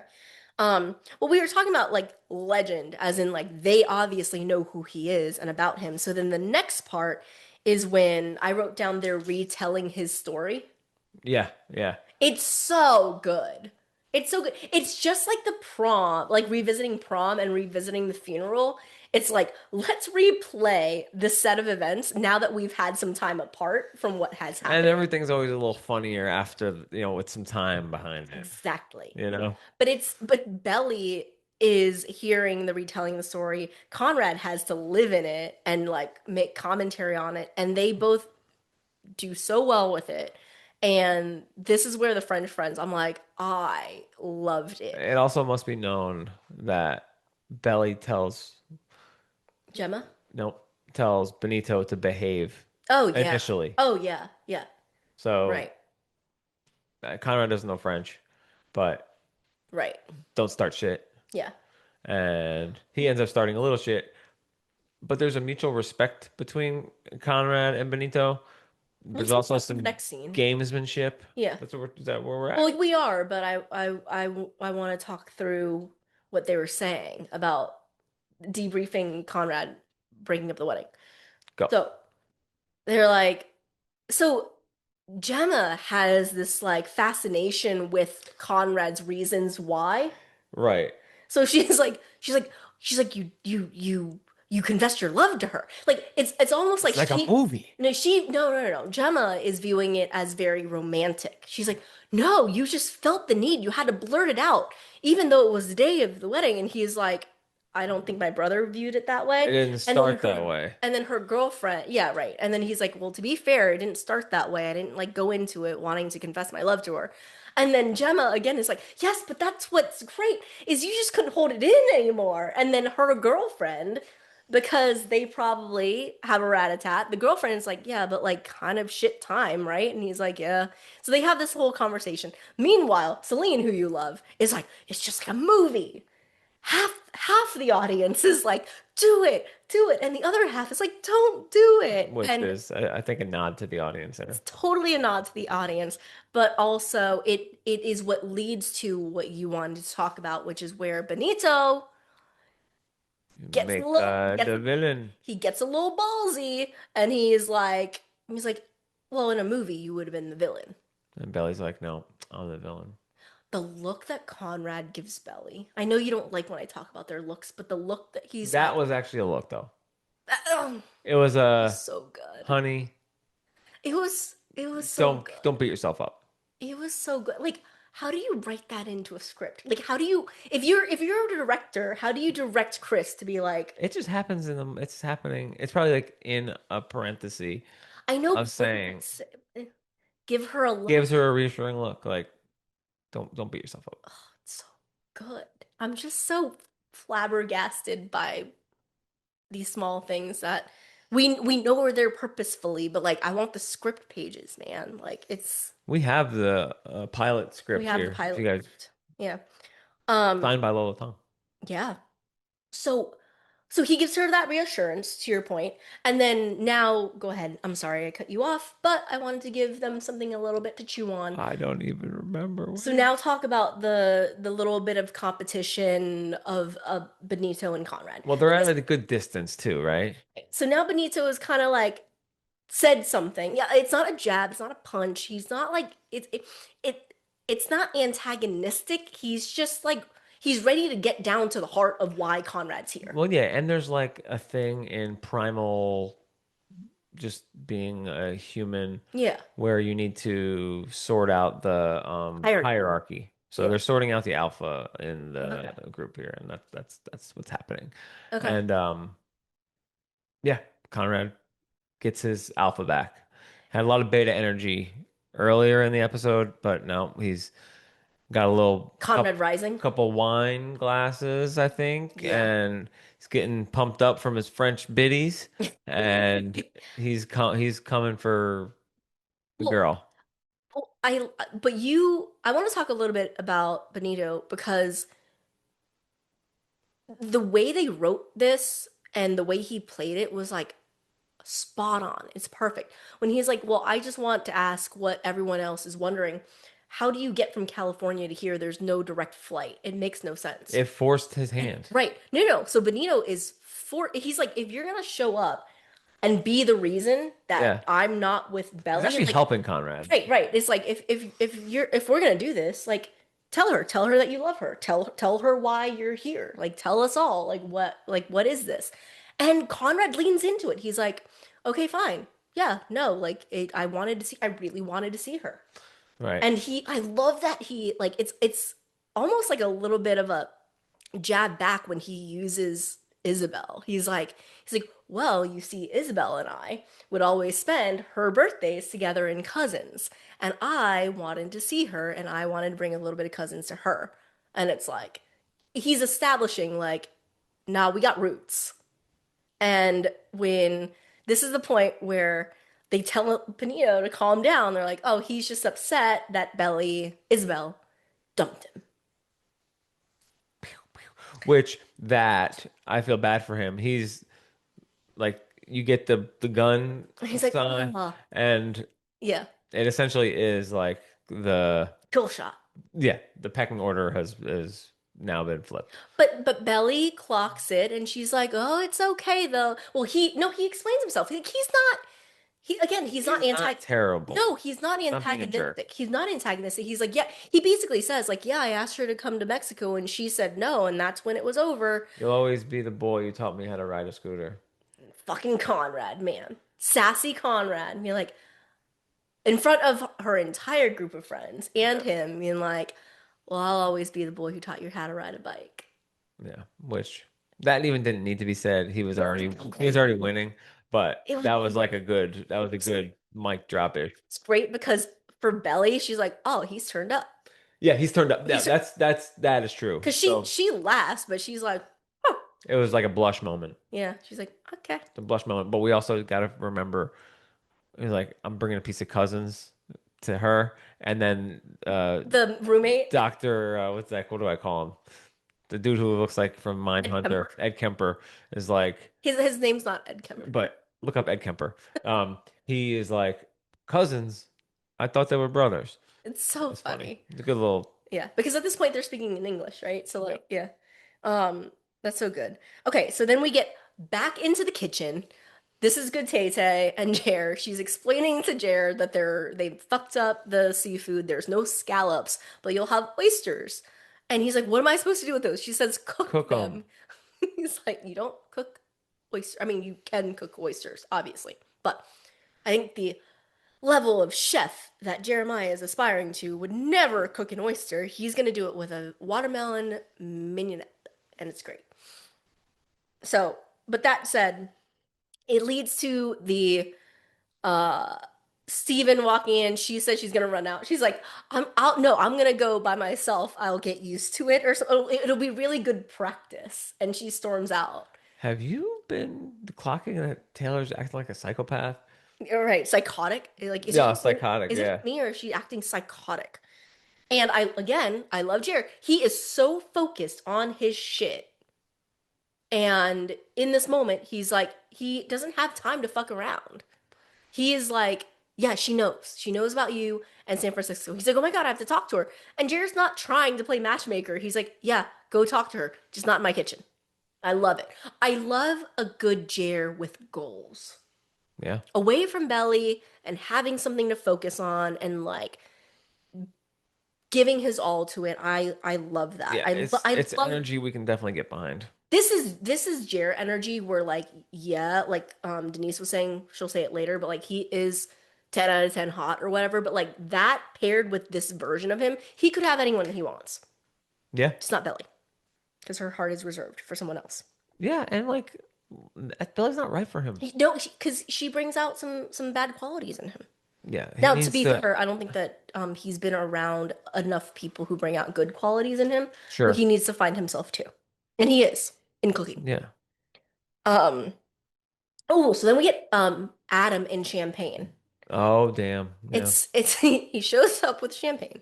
It's like kind of a bit at this point. He didn't get Everywhere he shows up, he has champagne now. the wedding champagne. He's Wedding like, champagne, yeah. I'll waste it. So Jared didn't invite his dad to this big event because he's so like nervous of fucking up in front of him. Well, he also cut him off. Right, fair.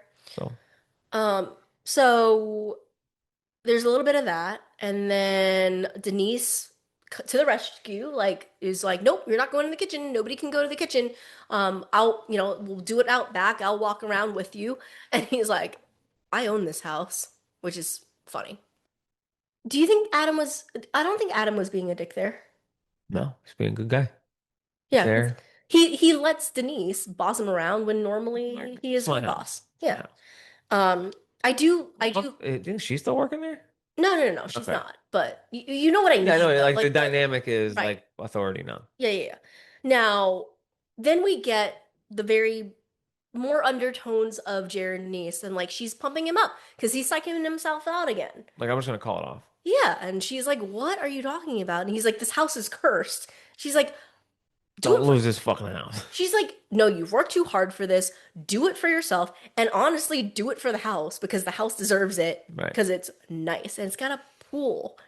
Yeah. I That mean, was she's great. got a good balance of like responsibility mixed with like motivation, but also like She's cute. she's class. You Yeah. got some class to her. And she's But she has these like really endearing, like cute moments too, because you can tell it starts to get a little bit romantic, and she's like, "Okay, go get him, killer," or something like that. Like he yeah. immediately flipped Yeah. it, and then she's about to walk back into the house with him, and he's like, "That way," and she's like, "Oh, yep, sorry, that way."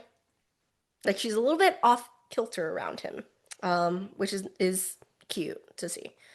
All right, now we get back to the dinner. This is the flip. This is probably, oh, it's got to be top five favorite Bonrad scenes for me. Okay. We get back to the dinner. I'm trying. I have a scene in my mind that reminds me of it. Keep going. Talk about it. Do you know what scene I'm talking about? I think. Okay. So we get back to the dinner, Okay. and now he's no longer sitting with the friends. Right. He's at the end of the table. He's now taken Benito's spot, Yes. right? At the end of the table, he's taken that chair. He's sitting there with Belly. They're laughing together, and she's opening gifts. So Yes. he had his little like I taught her how to ride a bike, and now she very she's happy with her gift, but she very flirtatiously looks at him and she's like, "Where's my gift?" I And the think. and the friends don't make it any better. So what are we Like gonna I say? think he's the gift, which he is. He came all the way across the Right, country to see Belly. her. I think he is the gift And like, are and you another girl. gonna unwrap him? Right. And Conrad, he doesn't need to speak French to like know what they're saying Right. because she gives them a look like shut the fuck up. Um, and then that leads to Celine, your favorite, um, has a gift for Belly as well. It's a gift for all of Oh us. yes, yes, yes. The cigarette, marijuana cigarette, Joint, the doobie, the the joint. doobie. Yep.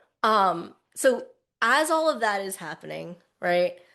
Conrad Hmm. asks her very like it's not seduct I don't know. It's not like sultry, but it's like in this like lower tone octave, very like very chill, like cool guy. Like, so Benito, not your boyfriend? Like the way that he delivers it, and she's like, I never said that he was. Listen, Conrad's got a little bit of game. Like he is such a. There's words that I want to use that he's like has this like when he's not confident and like listen, when I'm not confident, I am not. I Cool. don't sound great. I'm not cool either. So Yeah. like when he's not confident, he's not cool. But Yeah. when he's feeling himself, you It know, it's like it when I make 4 or 5 shots in a row playing basketball, there's like a different no one can version. fucking tell me nothing. Yeah, there's a different version of you that comes Yes. out. Um, it's very reminiscent. It's ironic. Maybe it's not ironic. It's And actually Conrad is virtually made 4 or 5 shots in a row at this dinner table. right. You know? Yeah, no, he's feeling himself, and he's got the gang behind him too. You know what I mean? Like he's getting the push right from the friends on the Belly. Now that being said, I use the word ironic. It's not ironic. It's actually very, very purposeful because he uses that same tone with the "What will you give me if I do?" Oh, you're so So, right. He does do it's the that. same exact delivery, which he did that in their chemistry read. I haven't heard that one from her today, so that's a good one. And it's kind of at the pool too, isn't It it? is. No, that's what I'm It's saying. like It's this that exact same scene that you get flashed back to. And he's like, "So Benito, not your boyfriend?" Jenny's a And the bad motherfucker, man. I know. And the way that she says, like, what do you give me if I do? And she's like, nothing. Like, she's like, I never said that he was. It's like, It's like you assumed. oh, it's great. It is. Now, on fourth rewatch, I interpreted her saying, I never said that he was, as like, maybe she and him were never really an item. They were just like friends with benefits. I mean, honestly, even the pictures in their in the room were more like friends with benefits pictures than like Yeah, it completely. wasn't that weren't in a frame or they weren't like at site, didn't have someone else, doesn't look like someone else maybe took them, Yeah. you know? It looks like they were taken in the same group of photos that like they Yeah. just passed the camera around. Yeah. It wasn't like we're getting dressed up and we're gonna have someone take a picture of us. We're gonna memorialize this moment. And he's a photographer, Yeah. right? They say Hmm. that he like didn't do something because he got into photography school. So like Yeah, that's just what he does. sure. So yeah, I think you're right. She may have been like, this is kind of just like we're all friends, and me and Benito are just kind of like Yeah, we had a something thing. we're flinging around. Yeah, we had a thing. But she says it's so flirty. And then it's Belly's turn to take a hit from the joint, and she does. Yep. So again, Belly is a different Belly because we see that she was not down with Jared smoking weed all the time, right? Hmm. And that was just like last year. Yeah. And it was like a point of like contention for her. Now she's like loosened up a little bit. She's hanging out with these new friends. She takes a hit. Hmm. He's kind of clocking it like it's half impressive, half hot. You're new, you're different. It's kind of interesting. But he immediately is like, I love the role reversal where they each say each other's lines Yeah. from season one. So they're bringing up things that the other person said. So he said, "I thought you said that Yeah. marijuana messes with white matter," Do and you remember everything I say? it's so funny because they both like the impressiveness of that, not of the writing, but of the two of them being so connected is that like that's a core moment for us as the audience, but like we're supposed to believe that that's a core moment that both of them have a very very good strong memory of, Yeah. to remember the quotes, like for him to play her part and for her to respond the way that he did back then, and the yes, Do you think that the affirmation of the yes is like do you think that's amazing. you don't think it was just like coincidence? No, I mean, I know it was obviously meant by no, Jenny, no, no, but like these two characters, do you no, actually no, because then it wouldn't be realistic. I think it is even better that they remember and they can finish each other's sentences from that exact moment because she remembers it. It's like they put the flashback right in there when he says it, and you can't tell who's having the flashback, but I think it's Belly who remembers him saying it, and then she responds. She has this like smirk, and she's like, "Oh, I know what I'm gonna do to you. I'm gonna say to you what you said to me." And except she in season one was like, "No, you're so full of yourself." And here he's like, "Yes, I do remember everything you say." and She's then he like, passes it, which is "Oh, the best part of it. that's the best Because part." it's like, Will, is he gonna take a hit? And Nope. he doesn't like, and it's just like a good pass. It's a great. It's perfect. It's just a boss move. It's a boss It's a move. boss move Yeah. because it's like a lot of people would like kind of like peer pressure and just Yeah, like right. do it because everyone else is doing it, but it shows There's like three layers to it. conviction. Okay. There's the boss move of it. Yeah. There is the I know you don't really like it. And it's okay not to like it. And it's okay not to like it. Yep. And then there's number three is I like the you think it's innocent and like young girl version of you that told me to quit smoking, but I did.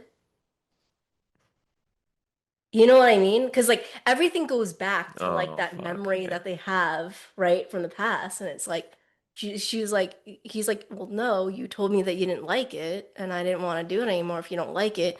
And you didn't like Jared doing it, so I'm not gonna do it. I don't care what this new version of you is. Like Yeah. it plays on all of those levels, which is Sure, what's sure, sure. so impressive about that writing, and that's why I like the scene. Best scene. Best scene. Yeah. Oh, and it's like we said it. It's like a sexy scene. It is very, it reminds me of like Marion Cotillard, if Hmm? you know that girl. Mm-mm. I think she's French. Okay. Okay. So, and she's got kind of What's short what's hair. she in? Look, Public Enemies is what I Okay. specifically remember, and Richie? with Johnny Depp. Oh. Public Enemies is kind of like 1920s Gatsby-ish almost. Oh yeah. Okay. Yeah. So, Yeah. um, A little bit of that Gatsby era. They were doing cigarettes and like fill time for a second. very sexy lady type stuff. Oh. Okay. Yeah. Yeah. Yeah. Can we get a little Yeah. Yeah. Oh, and she's even doing the like, yeah, she's doing the little like hand on her chin, leaning in. Marion Cotillard? That's great.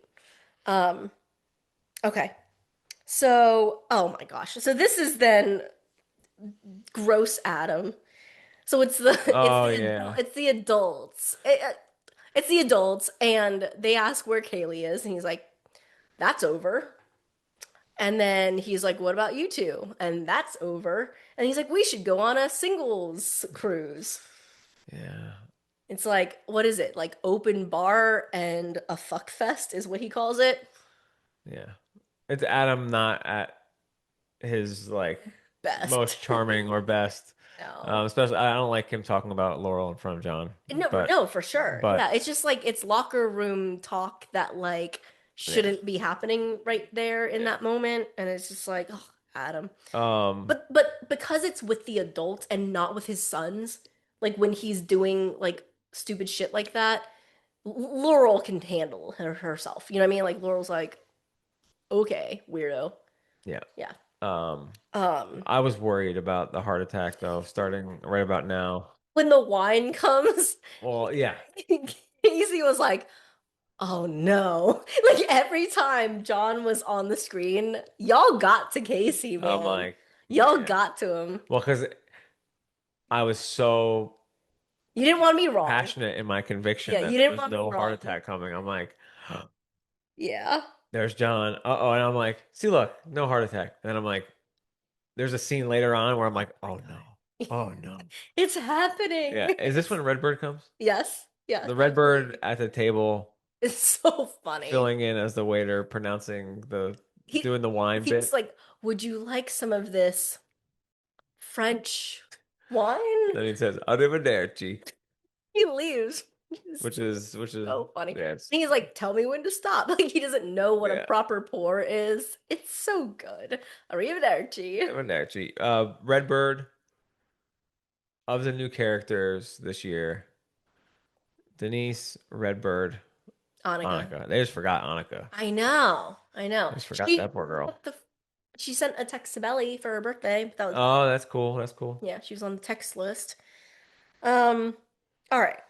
So then we get the cake. The cake. The cake. Can we talk about the cake? Okay. Beautiful girl. Hang on. Looking over the candle. They've moved. Now they're not at dinner They table on like anymore. a couch They're on, up in there. they're on a couch. They on a couch. Okay, don't say it like that.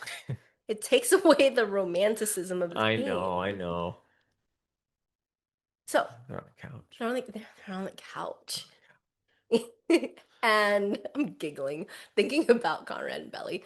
Uh, they're there, and They're there. the scene opens with him saying, "I like your friends," which is like huge. It's huge because he's like, "If you will have me visiting more regularly in Paris, I think we can make this work. Like, I like your friends." And I love how she's like, "All of them?" Most And of he's like, most of them. Um, because again, there's a part of her, they've been drinking. yeah, There's a part of her that wants him to be jealous, right. for sure. And, Which is like, and I don't even think he might not even be talking about Benito. Like, the one girl wasn't so great, so nice to him. which girl? I don't know. I feel like some of them really warmed up. Some of them, Well, the not roommate, everyone. like the Like roommate. the yeah, there's like Right. other ones. There's like No. 10, 12 people there. I think we're supposed to think it's I Benito. know what we're supposed to think. I'm just playing devil's advocate here. So then, My leg fell asleep. sorry. Where does the dialogue go after that? Do you want to take a No, no, no, we're good. Oh, okay. Um, So then the dialogue goes to the sand. oh yeah, So he says, "Remember when I said I wanted to bring, cousins?" He's like, "It wasn't just me." He brings out like this thing of sand, and he said he took it the last time they were. It was it was the one that he told Agnes about. yeah, So like right after she chose Jer in season 2, he did keep his promise, and they did go to 4th of July, and that was the one where he was like fifth wheeling. yep, And he was like, I knew I wasn't going to come back for a very long time. So yep. I grabbed some sand. And then he's doing a little bit of the Taylor thing.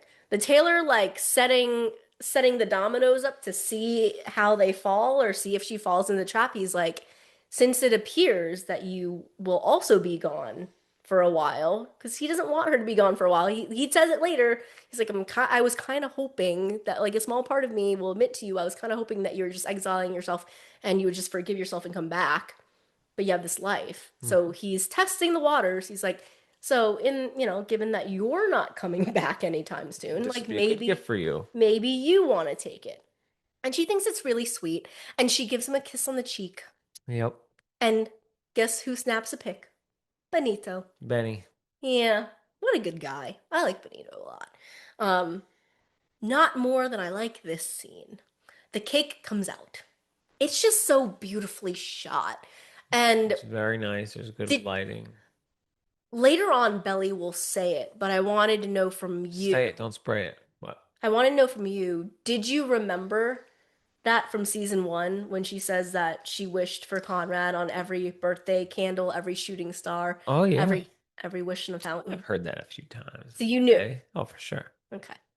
So, because you need to know that to know her thoughts are, but she does it with her eyes too. So like she flickers her eyes like down to the cake, back up to him. She blows him out, and then like she's still looking down. She looks up at him. I don't think she did it this time though, right? She didn't say it. Yeah, No, no, no. Of course she didn't say it. but we don't know if she did it either. Did what? Wished for Conrad. Oh, that's what I'm saying. You have to have that narration in your mind and then watch the scene where she's looking up at him. She is absolutely wishing for him. I think she's wishing for clarity. That's okay. Fine. Fine. Fine. Yeah. Or she's wishing for a version of life that they could be together, but she doesn't really Yeah. believe that she can have that. Sad.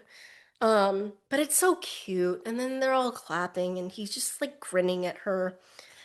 I'm sorry. I love those two. Okay. Well, guess what, hon? They made it, and they're I- gonna get a movie where they get married. Shut up.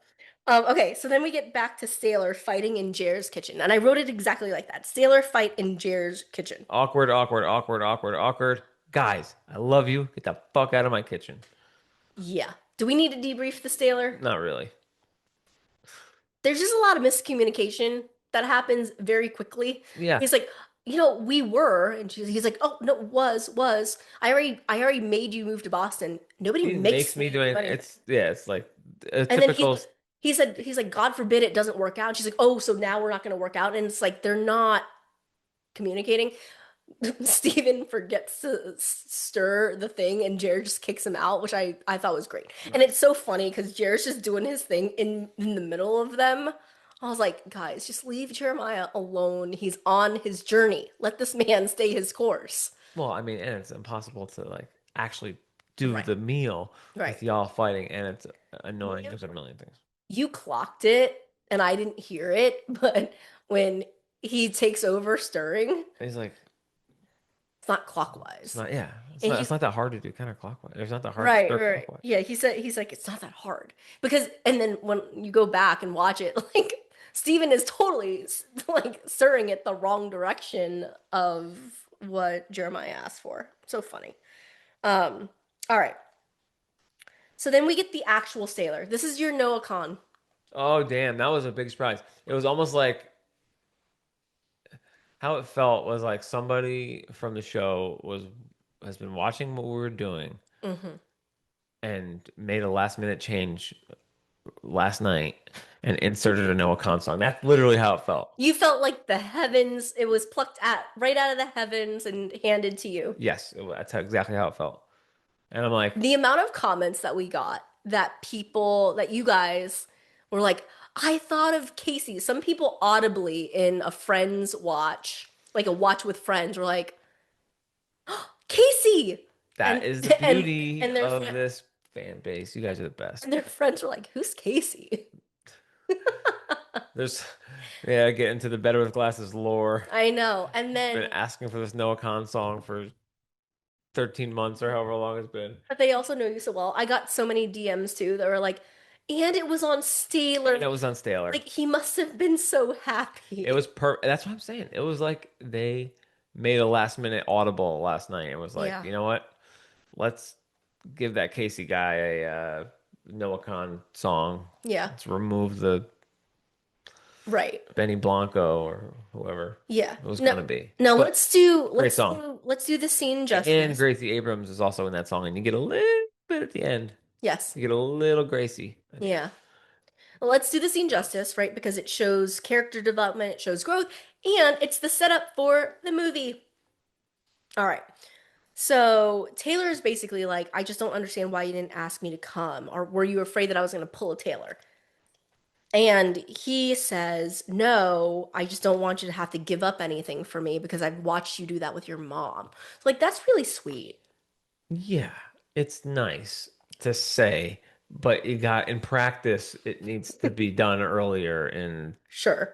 time. Sure. Right. It's nice to say. I don't know, you guys know how much I love Steven, but Yeah. Okay, but when we come first on. got together, you had your shit packed and you were leaving Mm-hmm. town. You had plans to relocate and move, and then we met, and you didn't tell me right away.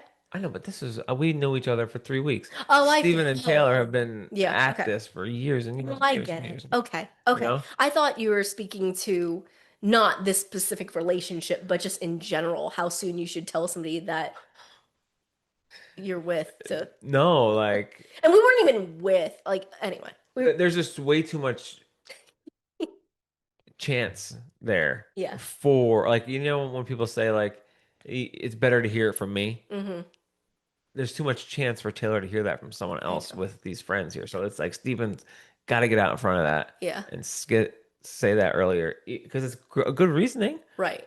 Yeah. but Yeah. it didn't It's happen that way. it's funny though, because like I always bring that up, but like I wasn't upset when I found out. I remember it as like very sweet because you told me that before I came over for the first time, Yep. you had to unpack things and make it look like a real human lived Yeah. there. Our relationship started off very much like it would have been a great TV show or movie or something because a lot of other people had hands in Happen. making it happen. Yeah, for sure. And I didn't know about any of it. Right. It was just behind the scenes. Yeah, and like Well, it was like your friends. but your brother like got you on, Match. yeah, right. So there's like Yeah. certain Yeah, things there's like maybe for one day we'll for tell that story. right for this to happen, a million things needed to fall in But line. right, and I don't know. I think all people's stories have some component of that, right? Like that goes to Yeah. like when we are talking about Belly and Conrad, we are like, why can't the two of them just be together? And And it's like like it's funny, it's just but how the world works. Puzzle it, pieces, man. in Infinity Worlds, I choose you, hun. Yeah. But if we played this life infinity times, there's not many. Like Yeah. every thing that we've done, like Butterfly our effect. our paths crossing are like Crazy. crazy. It really never would have happened. Yeah, So kind of crazy how things work out. I know. Very So, grateful. oh, love you. Love you. Um, but the strongest part for me of the Taylor relationship right now is when Taylor says, "I'm not moving for you, I'm moving with you." And I was like, "Thank you, Taylor." Like that's very similar to at the end when Belly is like, "I choose you of my own free will." It's like yeah, we're not doing this to each other, right? The world is not doing this to us. It's not circumstantial. It's real. It's rooted in a real decision to build and grow our life together. And that's the part that makes it stick. That's what gives it the stickiness that it needs. Um, and it's obviously the setup for everybody's going to be in San Francisco. Just a small commentary on. I think it's really cute when they're kissing and making up, and they're kind of like, "Can people see us? Like this is unprofessional." And she like hops up. It's It's a just big day. it's very cute. Yeah, Yeah, it's very very cute. Okay. Now we get Belly and Conrad. They are walking. They're not yet on the direct riverfront yet, but hmm they're walking down this cobblestone street. Oh boy. And Good I music playing there. I love how Conrad, again, it's the same Taylor thing. It's like, okay, I'm gonna test this now. He's like, do you want me to call you Isabel now? And she like thinks about it. And she's like, no, I want you to call me Belly. I'm like, okay, all right. There's a little piece of her old life that she wants to keep, Nice. right? Like, um, and then she calls it a perfect day. Does she? I didn't Yeah. catch that. Yeah, she's like, it was a perfect day. They talk about like the fact that she's only been 22 now for like an hour and a half. They're just strolling along and having conversation, and then Conrad says, "Can I admit something to you?" What And is it? he said that part of him when he got there was kind of hoping that she, The hiding out thing. yeah, that she was kind of hiding out because she like needed to step away and she was like out here punishing herself. And then he says like not I love that he like knows that she's going to misinterpret it and he's being so clear with his choice of words, like new version of Conrad. He's like, not because I think you deserve it, but because I did that. For hmm years I did that.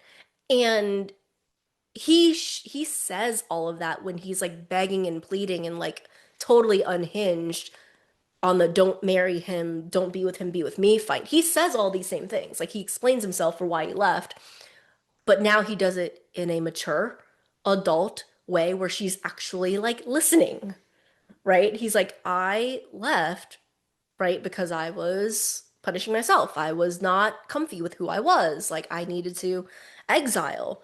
Um, He would do it again, though, I would think. I don't know if he would he'd it, change it. He wouldn't he change. wouldn't No, change no, it no. for He me. wouldn't change it. But he understood that it's a thing that people do now. So he was kind of like, but for him, he was like, but you have this, and he's like, no, and I was completely off base, by the way. Like you have really sunk your teeth into this place, and like you've built a family, and you've built friends, and you've really built a life here. And it's just like tinged with a little bit of sadness because he even says, like, I was kind of hoping you'd just find yourself and then you'd move back home. And now he's feeling like he's kind of lost her, Yeah. you know? And it reminded me of a quote, which is one of my favorite quotes from Dawson's Creek when Joey and Pacey are at, I think it's in the finale, where Pacey says, I want you to be happy. It's very important to me that you be happy. I want, I want, um, I want to be a part of the life that you want for yourself, is what he says, right? It's like you be happy first, and if I fit into that, then I fit in. That's perfect. Right? And I think that's kind of where Conrad is at. He's like, I don't know if I can fit in, but you do have this life. And he's proud of her, but there's a part of it that's sad. Um, and then she admits, right? She's like, no, I think that I was, there's a part of me that was like, you're right. There's a part of me that did feel like I needed to be punished and that like I was here and I was sad and I was lost and I was like maybe I deserve to feel that way. And then he remembers the conversation earlier and he's like, "You know you're not the villain, right?" Right. And she's like, "Yes, I was." She said, "I broke your family." Like we make fun of Belly a lot for the two brother thing, but like at the end of the day, she's such a good person. Like think about the weight of all of that. She is. She's a good person. She's just, you know, she's 22. She's still confused. That's what I mean. Yeah, Yep. she's growing and he said that's where he says like we were kids. Like none of us meant to hurt each other. It's just what happened. And what did he say? Like no one will hold you to the promises that you made Yeah. when we were kids. Not encouraging anyone to go date two brothers, We're, you sure, know, sure. but they were kids. Yeah. Now, I like that he takes a step back and he's like, "Oh, let me not speak for everyone. I'll just speak for myself. Like I won't hold you to like a weird unattainable standard." Um, which is great. And then in that moment, we were talking to someone, I think it may have been Ashlyn, um, who didn't totally love the need to like shoehorn the Jer thing in there. I didn't perceive it as shoehorning. I think that that Conrad was clocking what Belly needed to hear to like let go of like the self like the part of herself that couldn't forgive herself for like ruining everything. Yeah, it's the same thing that they did in season two with the Halloween, where like Oh yeah. Conrad is like, "Oh, Jared went to homecoming with a date. But He's this time doing good." it's real. And Right? it, It's because it's easy for her to read a letter that says like I saw Jared at the cemetery. We're good now. But like for Conrad to be like, yeah, no, and like Jared said good luck. She's like, how did he take it? And he's like, I don't know. Like he's not was overplaying it it. good luck or But you know what I mean? fuck? He's like not overplaying. He's like, I don't really know how he's really taking it, but he did say good luck. She's like, well, what kind of good luck? And then they just drop it. But I think that I think it's less about Jer.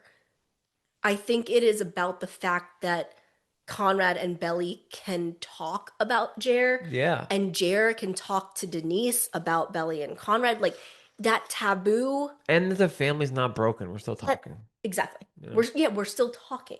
I called him. He answered. Yeah. Right? Like he didn't yell at me. He said good luck. I told him good luck on this other thing. Like it's you didn't and he takes away all the responsibility of like it's not your job to take care of our It's not family, my job.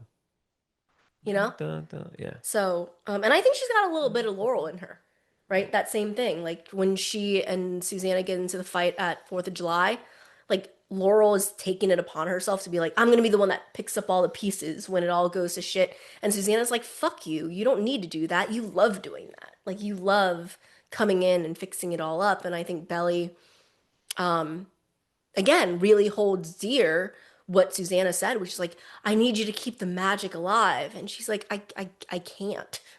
Right? Like Yeah. It's a big it's responsibility. such a big responsibility. Well, that's why, she distances herself a little bit from All of it. that house and everything. Yeah. So then we get there's only like 4 scenes left. They're big scenes. No way. So yeah. So then we have Jer and Denise. Um, Oh. he's making the dessert. Did you clock what the dessert is? Cacao and black raspberry or Do whatever it is, you or think raspberry. do you think with do you think he went with a 70% or 80% cacao for the molten lava cake? I don't know, but I'll tell you what, those true fruits that we had last night, banging. We talked about them on our Instagram live, Freeze dried raspberries. covered in dark chocolate. Yeah. They were A plus. And honestly, Highly recommend. I've thought about them like three times today. So cacao is the bean Cacao is the bean, and and the Jer was right. bitterness of yes, he's onto something there, and I would highly recommend them. And Denise liked the dessert. He finally got his dessert, and Denise liked it. She was the one who was Yeah. accepting of the dessert. Jer and Denise have had some good conversations now, and they have, I don't know, I like them together way better than Denise and Steven, you Yeah. know? Oh yeah. Like this Jenny does such a good job of chemistry and Uh-huh. like writing people. Like you can see Jer in a scene with someone else and you're like, Yeah. this guy is like, I don't know if he's a bad actor or if he's just So like cringy. cringy. And then you see him with someone else, and I'm like, maybe I had it wrong the whole time. Like It's the he's writing. kind of It's good. no, it's the writing. When he's supposed to be cringy, he's cringy, and Yeah. when we're not supposed to be on his side, we're not on his side. But when we're rooting for him, he's so worth rooting for. I'm like, oh Yeah. my From a gosh, talent perspective, like uh, Gavin, amazing I've episode. buried him a few times for his acting, but he surprised me a few times this year for sure. It it was great. I it reminds us all of why we love Denise is that she has a very, not motherly, she has a very adult way of calling him on his shit, and he allows for it and he accepts it and he takes it. So yeah, they both bring something different to the table. They're like Jer working with his hands. He's not necessarily like the brainiac. Denise is kind of like The the brainiac. brainiac, you know. Yeah, Jer's a 10. Denise is a little bit insecure, you right. know. Yeah. Well, So she keeps commenting on how pretty he is, and he like, you're a 10. What are you talking about? Like, you know you're hot. what do you You're a model. what's Denise? I think that's unfair to say. I wouldn't say she's a 10. But it's not about what she is. It's about the fact that if you are someone who is calling someone else a 10, like a 10 doesn't call somebody else a 10, Right. right? It's that she is ranking him on a level that she thinks is higher than her. Right. And that plays super well because it's that little bit of like unexpectedness of like, oh, are you freaked out that Nepo baby's kissing? Or like, or that something, and she's like, I'm surprised that Nepo baby's kissing me. Oh, are you surprised to be kissing Nepo baby? Oh yeah, You're yeah. like, no, I'm surprised that Nepo baby's kissing me. Kissing me, And right. that's like the insecurity part, Exactly, you know? exactly. And that's where that goes. The other thing that happens in the scene that I love is she's helping him work through his shit with Conrad, Yeah. because it starts with her saying, your dad's proud of you, and he's like, well, cooking is nothing like saving lives. And she's like, okay, so the eldest boy is a doctor. Somebody call the ambulance. I say that all the time. Yes, the eldest boy is certainly a nod to Succession. Succession. And if any Succession fans are out there, Yes. love you. Like, I'm the eldest boy. Let me say that more than anyone else in this show, Yeah. Denise's energy is what makes her attractive.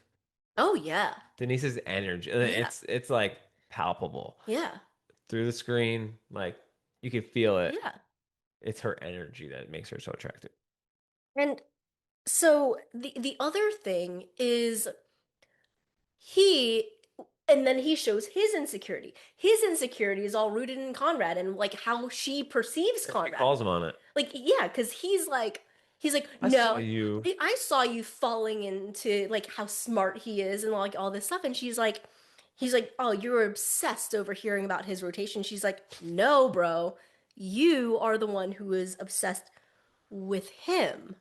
Right. Like you're giving it the power. You're thinking about it. Yes, right. And like that's just so great. And then he goes into this like introspective place where we hear him oh my gosh, again, Jenny, knowing that she left the door open that she needed to close or else the fan base would spin out, is like Bonrad fans being like, Jer sucks. He didn't let her go to Paris.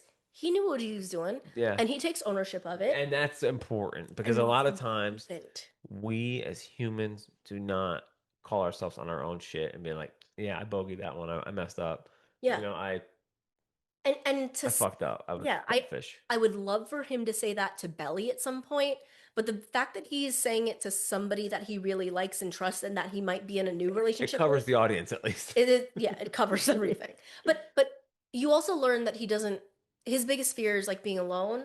So like it all stems from like, oh, all your friends are moving to San Francisco, and he's like, This might be good for me. he's like, this might be good for me because that was my biggest fear, and like, and he almost villainizes himself, right? He's kind of like, he's like, yeah, it's actually so bad to the point where like I wasn't gonna let Belly go have this big adventure that she's clearly having a blast, you know?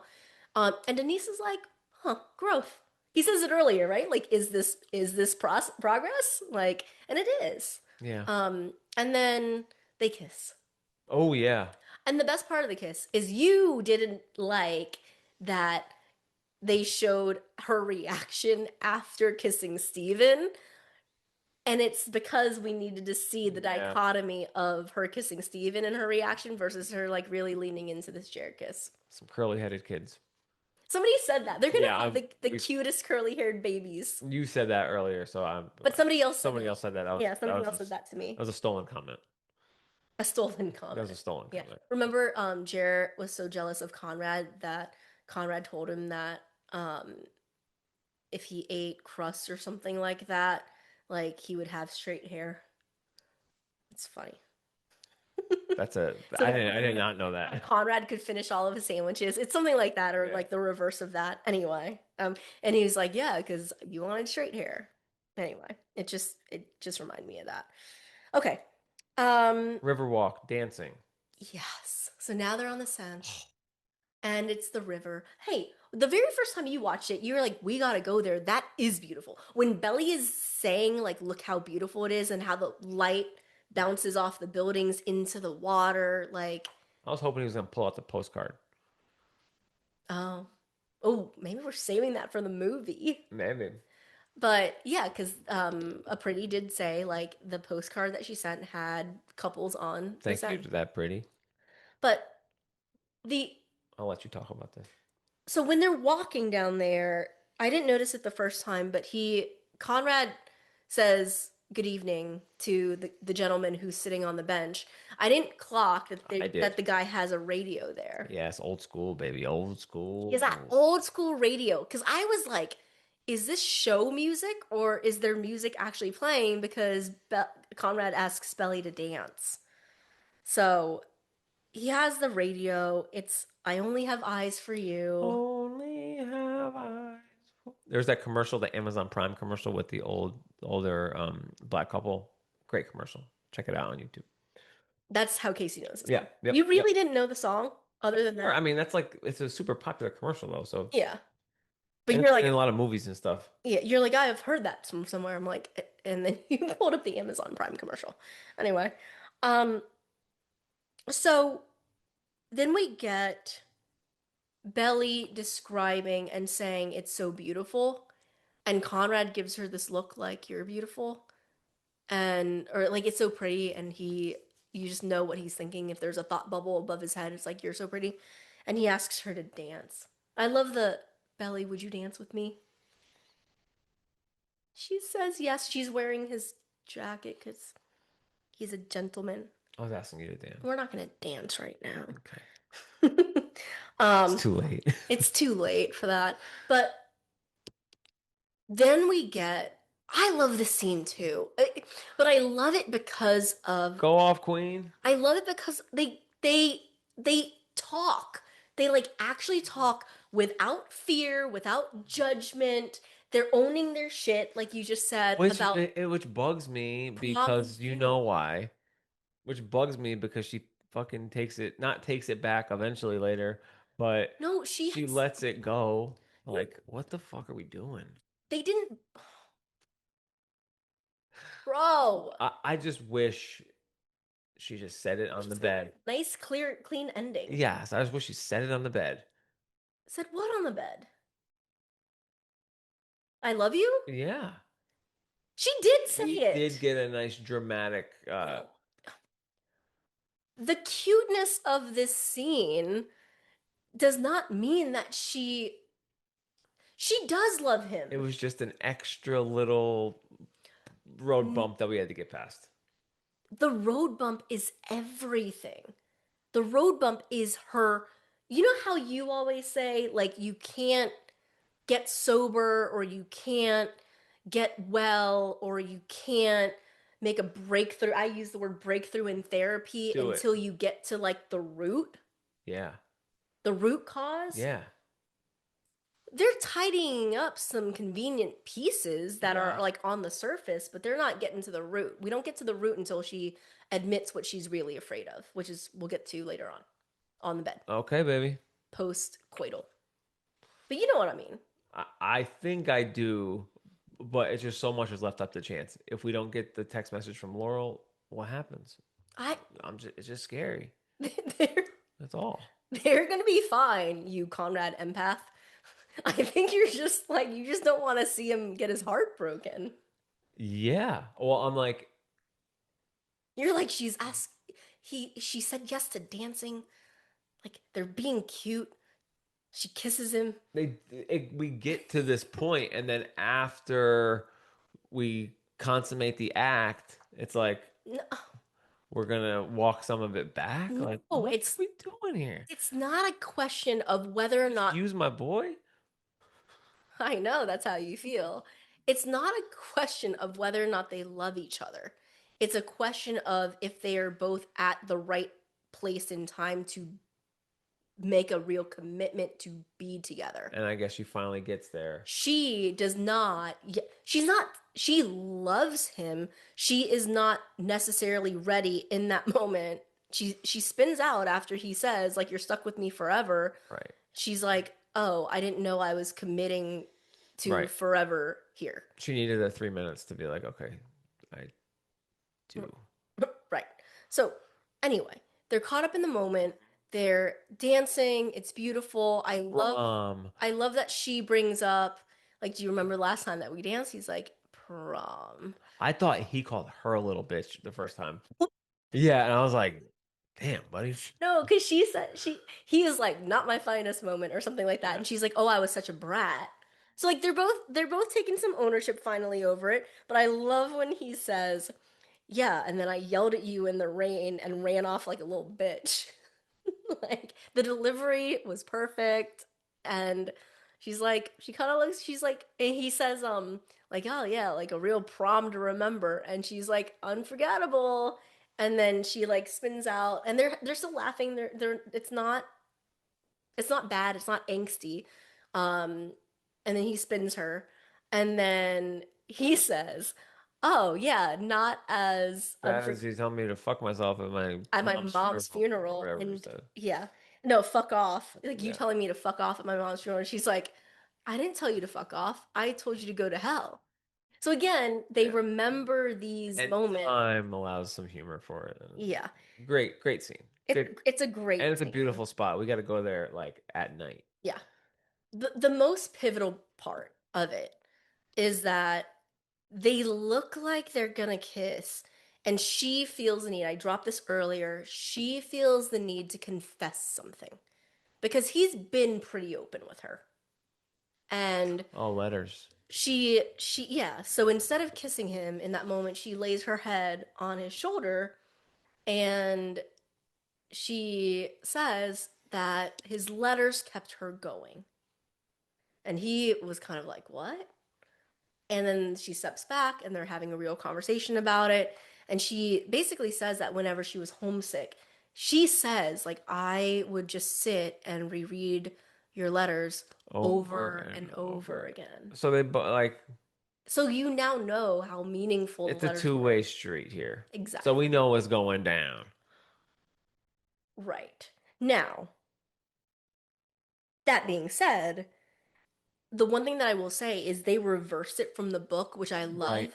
because in the book it's his folded up response That from her got him through. that got him through it. But really here when she was homesick, when she wanted to be, you know, out of an uncomfortable situation or sad situation when she first got here, like she would reread his letters, which is super meaningful.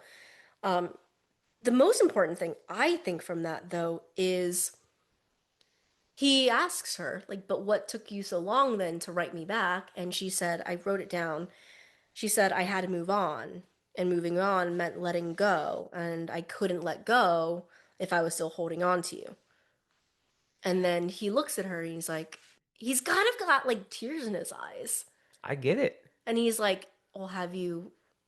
Like, have you let go? She doesn't fucking say anything. She doesn't say anything. That leaves the door open for She's open interpretation. right. She doesn't say anything. It leaves the door open for interpretation when she leaves him on the bed. Okay. Thought yes. Yeah, okay, Yes. thank you. But, but. But it's insane to think that she doesn't love him just based on the insanity of this moment. Like these two have not kissed real time in 5 years, right? So she starts like they're dancing and she starts with her hands on his shoulders and then she moves it to his neck and then she moves it to his face and then like they lean in and have a kiss that is very, very reminiscent. The kiss, the innocent part of that first kiss. There's the like pent up emotion of it. It doesn't get like spicy, it doesn't get sexy until like after this, but the Till we very go to the truck, to the hotel lobby, little cab ride, can I finish? staircase. Can I finish the Yep, the nice part of this? sure. Um it's very reminiscent to their first kiss ever on the beach at the end of season 1. Like season 1 finale. There's all this like unspoken whatever and they're finally confessing a little bit and then they kiss and that shot, the way that they kiss almost is very similar. And then it starts to heat up Mm-hmm. and that's where she's like, Come "Come back to home." my place. Now, somebody else said this too, so I'm glad they said it, but the cynic in me, not the cynic, I guess the attention to detail person in me was like, of course he has to come back. His bag is there. Oh boy. Unless he brought it with him because he was supposed to go That's true. to the train station right after dinner or whatever. It wasn't that big of a bag. Oh, we'll have to go back. Maybe he did bring it. Wait, we could go back and see when they're walking into the restaurant if he has his bag with him. Okay. Okay. But presumably, it doesn't really matter. She's asking him to go back and go back and do what they didn't get to do the night of prom. Make love. Oh God. My Conrad, it's not sounding cool there, but Conrad's like a real romantic, and she's like Yes, Conrad. blunt, a little more blunt. He's so funny. Yes, Conrad. Have sex. A little more. But even that is cute. Like even that like dialogue between them is just so funny. Yeah. So then Dress by Taylor Swift starts playing. Perfect song for what's happening. Yep. Not just for what's happening, but like if you listen to the lyrics of the song and break it all down, which we won't do here, but like she's talking about rebounds, she's talking about mistakes, Hair. she's talking about um not like I don't want you like a best friend. Oh yeah. Remember that when she was clinging to Jer, she ran around and told everyone she was marrying her best friend. That was like Right? So this is company line. yeah, that was the company line. It was like, don't want you like a best friend. Friends with benefits with Benito, right? Like there's something different about this with Conrad. But yeah, I mean, it's a pretty intense love scene. It's a continuous scene of multiple shots. Starts in a cab. Which is great. It's great because it's like, for us, it's like the desperation of this moment. So if we're that thirsty and desperate to see them finally, especially when you think of like Peaches and Surf Cut and Oh my Lord. Yeah, talk about there's a term that people use forehead kisses for a and gentleman. You know, it's got some build up here for my boy. right. There's some build up there, and like given Peaches, given Surf Cut, He's also Conrad, he's yeah. Conrad's been thinking about, where those could have gone for a while. Sure. Well, so did she, at least after Surf Cut. So Yeah, for right. sure. So like all of that pent up whatever, like yeah, in the cab there's like hardcore making out. In the stairway. In the stairway. And we've seen that done in movies before, right? Like where you know where it's leading and then there's like a stairway shot. It was great. There's a Yeah. moment where he leans her back on the stairwell. Yeah, downstairs. You know? She moves his hand down the Downstairs. stairs. That's not where I was going with it, Okay. but he certainly does. Yep, there's a But the overhead shot I when like the purse on the arm. oh, it was slung over And her it's and it's down there now. oh, It's pretty cool. it's pretty cool. Pretty saucy. But no, I mean obviously I didn't think that they would go there. They being Amazon Prime. What do you And mean? like the writers, like I didn't think that they would get that like sexy. I mean, I would say the Guest bedroom. guest bedroom is as Yeah. Erotic.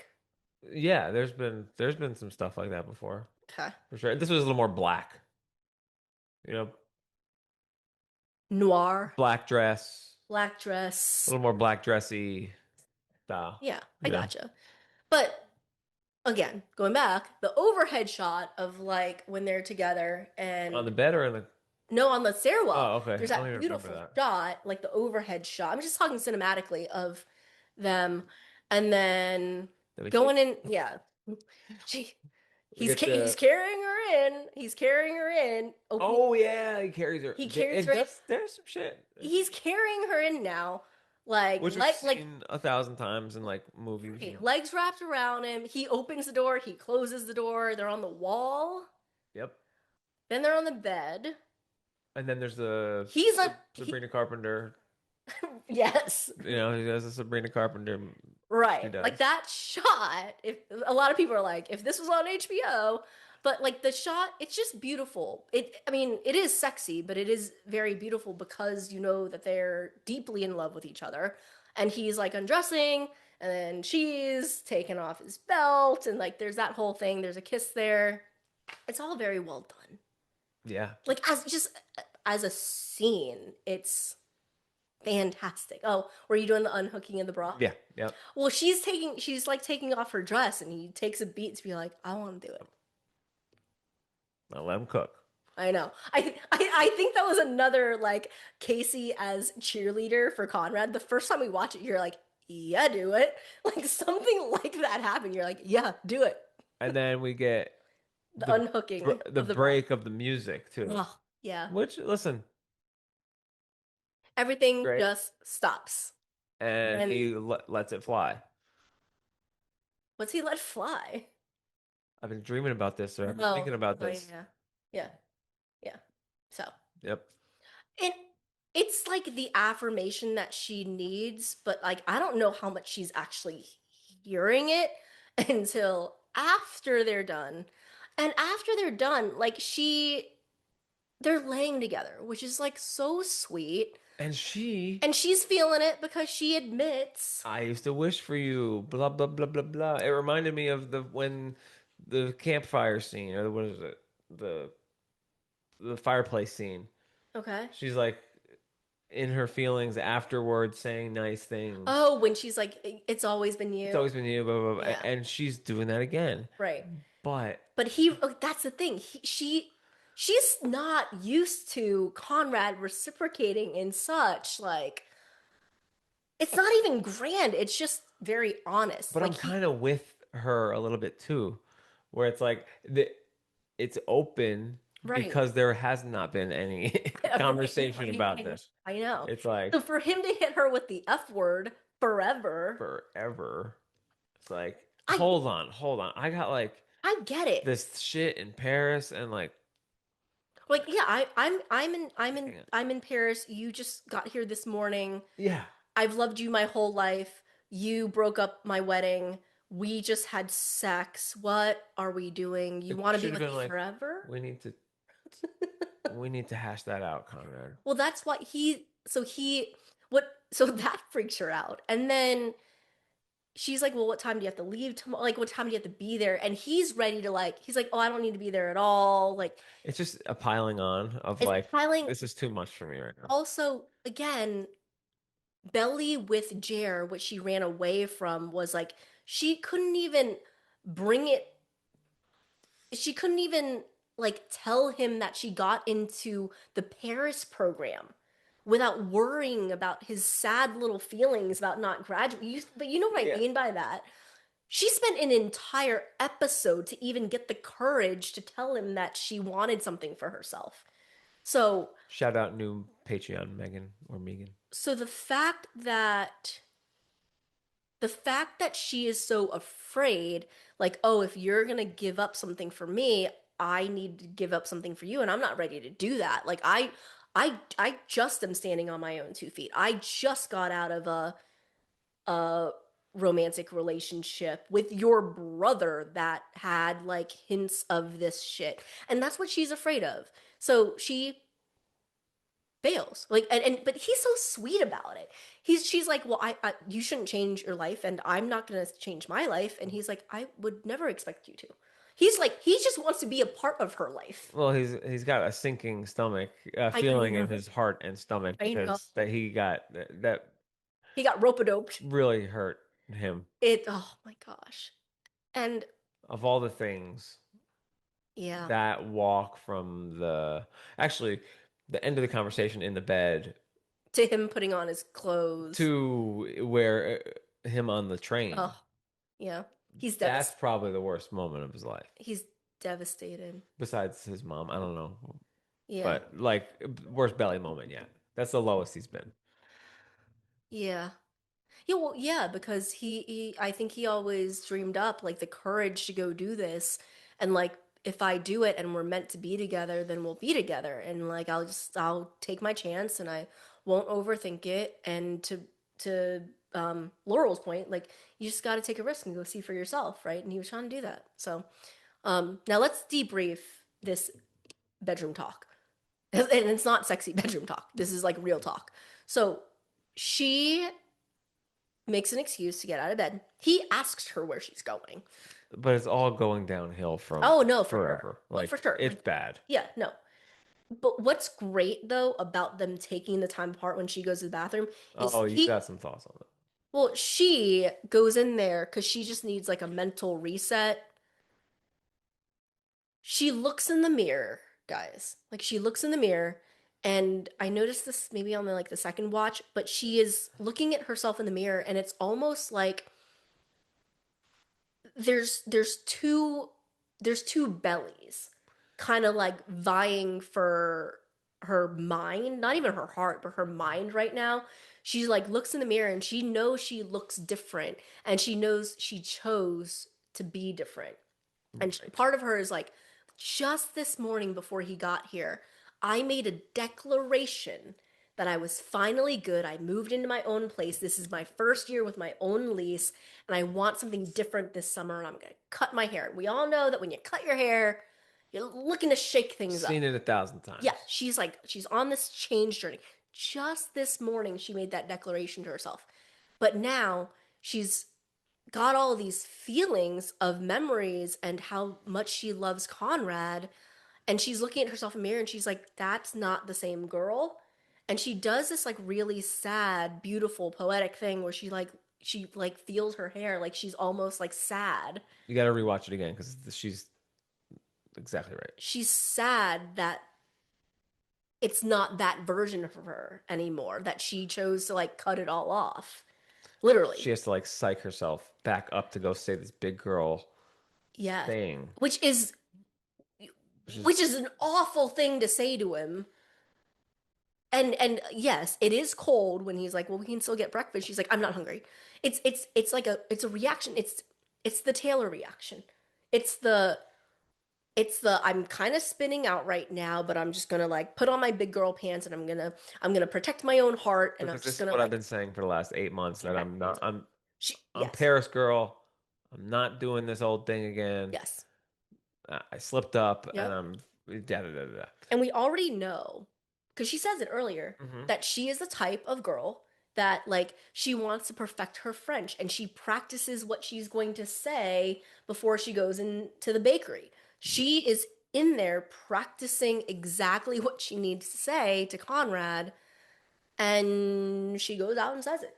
She's like, "So what's the soonest train that you gotta It's catch?" all fucked up. That What? sucks. Well, she comes out. She's like, "I think you should take the soonest train. I don't think you should stay." He's like, Well, worst case scenario. he's like, "Okay."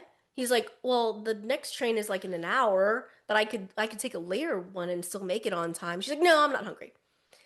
I mean, Conrad is Thank you. feeling so guilty, probably. Yeah, Like, but also thank you for standing up for yourself, Conrad, and not just walking out in that moment, which right. somebody easily could have done. Did I read this situation wrong? Yeah, There's like a million things. no, but he doesn't. Like, He's made such a journey, like literally and figuratively, as a man, character that what I did mean, I do? as a person, he just asks, like, "I'm sorry, did I do something wrong? Is everything okay?" And I remember you saying, again, just you speaking out loud to like be Conrad's cheerleader. I'm pretty sure you said, like, "Yes, man, ask that." Like there was something that you said. You're like, Yeah. "Yeah, ask that." Um, and he does. And you kind of see her face fall, and she's like, "Okay, we're really gonna do this right now." And she does the whole like, "What did you expect this to be?" Uh, which I hate, but continue. Why? I Because mean, that was what I said was that would be a great question to ask 8 hours ago. I get that, but like we've seen this in TV shows before where like two people have sex and one person You- feels more about it than the other person, and then you're like, "Wait, just because we had sex we're in a relationship now?" Sure. Like it's not unheard of. It's just hard because of their history It's hard because and how long it's taken to get there. And he has a different view of her history, of their history, because he's had time to compartmentalize it. yes, And for her it's all new, and she's still carrying this baggage, which we'll unpack, but she A- hasn't said it yet. and you could take her kissing him as a As a sign, as a yes, yes, and now he's thinking, oh, that wasn't a yes. exactly. Yeah. Yes to a relationship. Yes to a commitment. Yes, we're gonna be together. Yes, we're gonna really. What was the line again at the river? Do you think about me all the time, or No, no, no, no. Have you let go? Have you let go of me? so she kisses him, Instead of, which could be construed yeah, as right. I'm never gonna let go of you or whatever. Right. And No, now it's like, oh fuck, I misread that. yeah, but it's like now when calmer heads are prevailing, like they had again, it was all this pent up emotion and sexuality in the moment, and they're drunk and high, and like it's been a beautiful night, and he's here, so like why not? And he's like begging you to. So like they do it, but like it's like now that that's over and they have to actually deal with the situation, she's Yeah, there's some innocence, yeah. So, you gotta deal with it once it's but you want to talk about something that's like that wasn't on my bingo card. I knew and I came to accept that this was exactly what Belly was feeling inside. I did not expect her to vocalize it so like devastatingly and beautifully. It's beautiful because it's so raw and honest, and you like oh yeah, my heart breaks for her. like the football camp shit. Yeah. Like, is So, it? let's get there first. So she does the whole like, Conrad, what do you want from this? Like you showed up on my doorstep today unannounced. What was your plan? He said I didn't have a plan. I just wanted to, and she's like, wanted to what? Tell you I love you. Tell you I love you. And she was kind of like, Big step for Conrad. but also she's like, okay, we already knew that. Like there's a part of her that's like, we already knew that. She goes, And and he says, and guess I wanted to know if there was a part of you that still loved me. And then she doesn't say anything, and then he does the choked up. He's crying. He's like trying to hold it all in. He's like, "Do you not love me anymore?" yeah, it's the verbatim Forrest Gump. So that part was super sad for me. He's got the tears going. It was super sad in Forrest Gump too, though, right? Yes, yes. It's like literally, I mean, I can't pinpoint where it happens in Forrest Gump, but I just saw it like that's Forrest Gump. And it happens again later, I feel like, when Belly's looking for a seat on the train. What the direct from Forrest Gump Well, I mean, she's lines? like, They do a lot of that. Is it seat taken? Seat taken, yeah, seat Right. taken. That one's obviously more like seat taken. Seat taken? Yeah. Um, okay. But going back to that scene, the pivotal point in this is that she says, I will always love you, or I have always loved you. And she blurts that out very definitively, very confidently. She's like, I love you. You know that. I have always loved you. But she goes, that's the problem. And there's this like, they're having a serious conversation, but there's this like slight smirk where he's like, well, I don't really know that that's a problem. They just breeze right by it. Huh? They just buzz right by it though. It doesn't really stick Well, there. they buzz right by it because she's like, no, no, no, no, it is. So like now he's realizing that there's something deeper going on, Mm. right? So like at first he's just like so happy to hear that she said, "No, I've always loved you," and he's thinking, then what's the problem? Like then why is this so hard for you right now? Like what Right. is happening to you right now? And then that's where the big reveal is that she said, and she reasserts that they love each other. So she's like, well, what if we only love each other? Like, what if we don't love each other because we want to? What if we only love each other because we were told to? Kind of like tackling a potential fan theory there. Exactly. And Conrad also answers, his first response to this is calling out the ridiculousness of it. Because he's like, what? You think that because my mom told me when I was 6 years old, like when I was 6 years old, my mother told me that we should get married. Which seems like a direct shot at the fan base. Does it? Yeah. Oh, like yeah, yeah, the fan base who says like, oh, like Susanna messed this all up or Yes, like yes. whatever that was. Yeah, Like having a specific age. sure. Okay. But for Conrad, he says it in a ridiculous way. He's like, that's ridiculous, Belly. Like, you think the reason that I love you is because of some shit my mom said to us when I was 6 years old? Like, there's no way. But that doesn't work either. And she's like, no, that's not what I'm trying to say. And really, for her, she brings it all the way back. It's just such a great full circle moment because it's called The Summer I Turned Pretty. Oh yeah, that is funny. So we think that because of what we call the show, Right. we think that that summer is a really like confident hot girl summer for her. Mm-hmm. And that's not how she views it. Maybe that's how she felt in the moment, but since the breakup with Conrad, she's rewritten history. Yeah. Her internal, very devastating monologue is like, I had him for a little bit. It was all a sham. We didn't end up together. Maybe I'm not supposed to be with him, even though I really love him. Yeah. And even though he's saying he loves me too, maybe it's all a facade. Maybe it's all because of Susanna and this like bullshit version she gave us of this magical thing, and life's not magical and life is hard and I gotta change myself. Like, Yeah. Maybe I'm just, like fulfilling the wish of of his mom. right. Or, yeah, right. Or that he doesn't really love me. He just wants to love me so that he can make that peace right. Right. But the devastating part of it is when she says, like, she's like, well, what if your mom never got sick again? And what if that summer you had just gone to football camp and basically, like she says, like, gone to football camp and like left me behind is basically And what never she's looked saying. twice at me. Like, never looked twice. And then she's like, if all that happened, would we be carrying our relationship with this much weight? Right.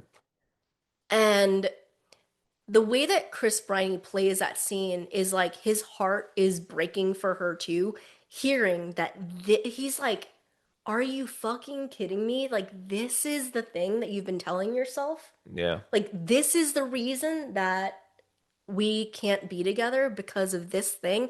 And he wants to fix it so badly, but he can't fix this. Like, Yeah, it's a her thing. she needs a lot of affirmation, and he's given that to her, and he's gonna give it to her again here, but like, it doesn't mean that he's gonna get what he wants in this moment because it doesn't just like flip a switch. Now, might say that it took her all of 3 minutes to flip that switch, and yes, the Laurel text and like her inner monologue helped that situation. Him leaving, her having to like let go and watch him leave all sad, all of that plays into it. But then he doubles down again. He's like, Belly, the reason I love you is has nothing to do with my mom. Right. And then he starts describing how and when he fell in love with her. And she doesn't believe it. He even goes as far as to say, if I met you tonight, I am fairly convinced that I would love you. And I love this because she's like, how do you know? Because any reasonable person would be like, Conrad, you're bullshitting right now. And Right. what does he say? He says, Belly, because I've changed every Oh part of yeah. myself. The only thing that And the stays. only the only thing that stays, the only thing that never changes is that I love you.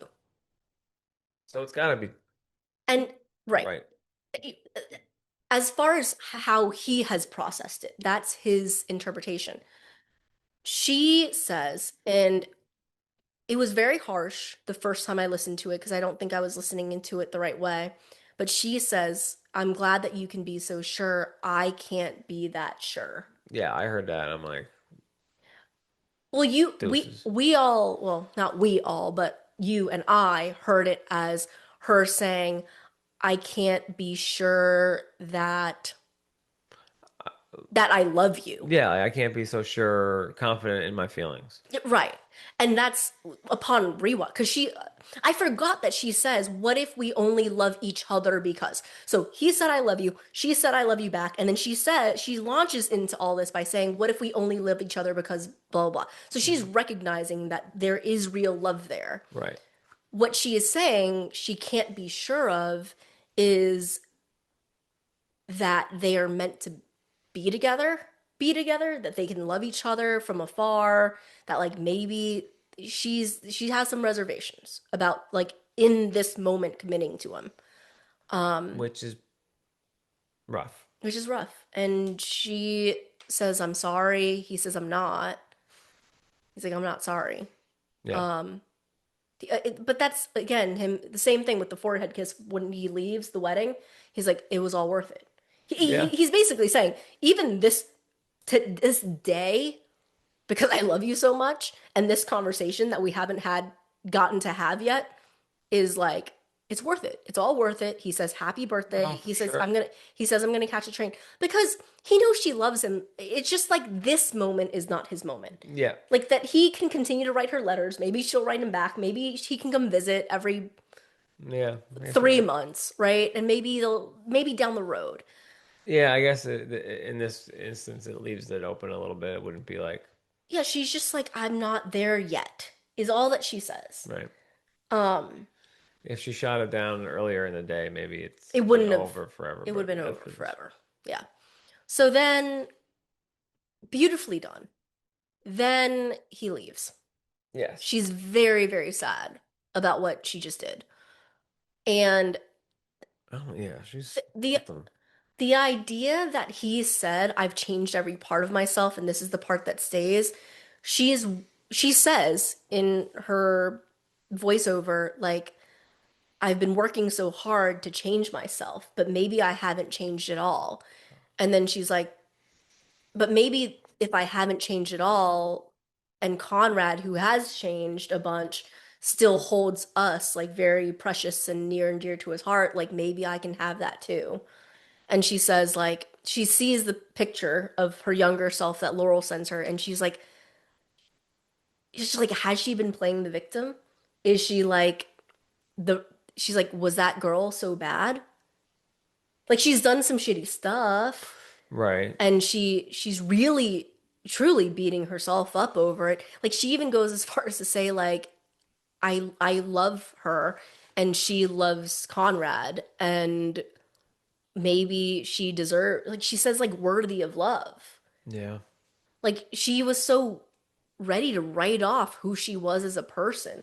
Like I think you can grow and change, but not like give everything up in your past and like think that you were just like a bad person the entire time and you need like a completely new makeover. Yeah. You know, And it then go ahead. I'm sold on that version that you have there where like it's all internal, and she makes the decision that the old her isn't so bad, and like we can move forward with that. But down the road, if you're Conrad and you know this, do you trust that it's going to stay that way forever? Of course it is. Why? You think she has more changing to do I before? hope not, but like, Laurel has kind of been in that world of like, do what I never did. I never found myself, and I regret it now when I'm 50. Yeah. And you're But that's like if you have the right person, you don't have that. sure. But, it's just like I think Conrad may have a little bit of that in the back of his head, and I think she fixes that. that would be ideal. No, I'm saying Like, I think she fixes it by the end of this episode. right, it's gonna be like, oh, okay, we're like, you don't have to have those worries because We're solid. um, she says a million. Yes, We'll get to exactly. that point. We're gonna get there. And That's that's how the she. one line, and that was like very emotional the first time I saw it. Because when you're watching it the first time, it's kind of like surface level ish, and then Well, the it's so ninth chaotic. rewatch, you're like, It's so chaotic and that when this you is really what she was saying. So like yeah. when she did that on the train, I was like, okay, satisfied. Yeah, let's talk through that. So what she has decided when she says this girl is worthy of love, I've been writing her off, and I she followed her heart. So she's like, was that girl so bad? Was she right the entire time? Because that little girl part of her loved Conrad. It didn't love Jeremiah. Sorry to say, but like who she has become. I felt like that little girl in the picture was like the youngest Belly we've No, ever seen. I know. But what I'm saying is the 16-year-old version that we Oh saw in yeah, season one was not the girl that was with Jer at the beginning of season right. What you want is a hot three. makeout with Conrad Fisher, you little slut. Right. But you know what I mean? Like Yeah. she had changed so much and gotten so far away that when she went to Paris, apparently she's like, it was all, like I said, it was all a facade. It was none of it was worth it. I need to like be a completely new person. Like the last 21 years of my life don't matter, Right. right? Is terrible. Um, so she picks up Junior Man, and then we get the narration from the book, which was put in a different spot. Originally, it was in the Christmas. It's like I'm brown hair, brown eye, Yes, and I love yes. Conrad Fisher. Basically, like she says in the book, like he was a part of my DNA, is the whole point of that. She says, I can change and I can grow, but there's still some core pieces of me that I can't change. I can't change my hair color. I can't change my eye color. I don't think I can change the fact that I love Conrad the same way that he can't change that, apparently. And she He was changes right there. she changes her mind. We hear Out of the Woods start playing. She looks at the infinity necklace. She calls out to Conrad. He is long I gone. was thinking that when he was walking away from the thing, that she would come out from the window and like, hey, Do a Parisian do like a window call, scene, like, a window hey, scene. No. Conrad, come back. No, it was way more dramatic than that. Way more dramatic. She has to change into her jeans and her top. She has to put on her running sneakers. She took the time to take the infinity necklace off of Junior Mint and put it on. And she runs down the street. I thought that maybe he would be like sitting Yeah, somewhere yeah, yeah, yeah. in the street. She calls a cab. I like it though because the cab ride, it allows for the song to continue playing. It's this very big, grand moment, which we know of finales. She's running. I didn't know if she was gonna make the train. The train is leaving. So like she gets on and And it's then moving. it's moving. So she's a stowaway. Yep, She she didn't buy a snuck ticket. on. She didn't buy a ticket. Yeah, She she snuck snuck on. on. She's like pushing past everyone. You see Conrad looking at the window, sad, eyes red, and then you get Belly showing up. She finally finds him and she force gumps him. Is a seat taken. There's a seat taken. Well, and you know, he's red-eyed. And He looks up and like, but the look of like happiness and also complete disbelief. The train is moving Her necklace is on backwards. and her necklace is on backwards. And I'm like, oh, she's gonna spin it around. Because why would they not touch that up? Like Super loaded. it's so loaded. And she says, I wrote it down so I would get it exactly. I think this is the quote that makes it so that he believes that not that she's fixed, right? Because she didn't need any fixing, but that she is saying that as much as a person can change, Right. there's some core things that you can bet on.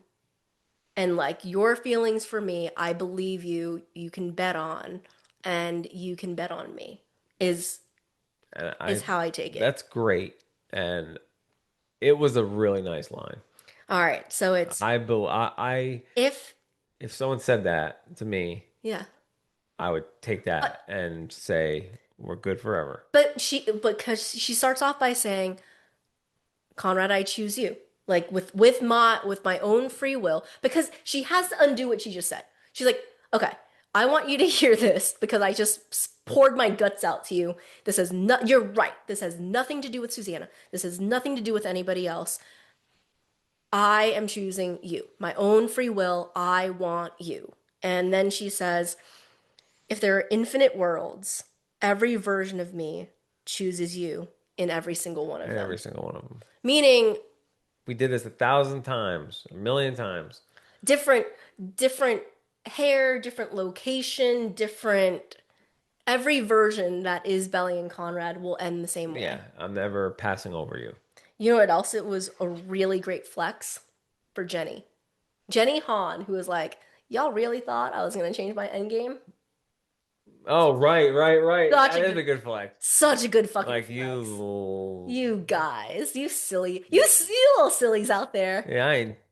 She's like, I created these Yeah, two. I'm not choosing myself or Jer or no one. It It's was always always, it was always them. Yeah. I mean, like, yeah, Jenny is like, yeah, write whatever fanfic you want, but like any world that she has the pen on, Belly is choosing Conrad right. 100% of the time.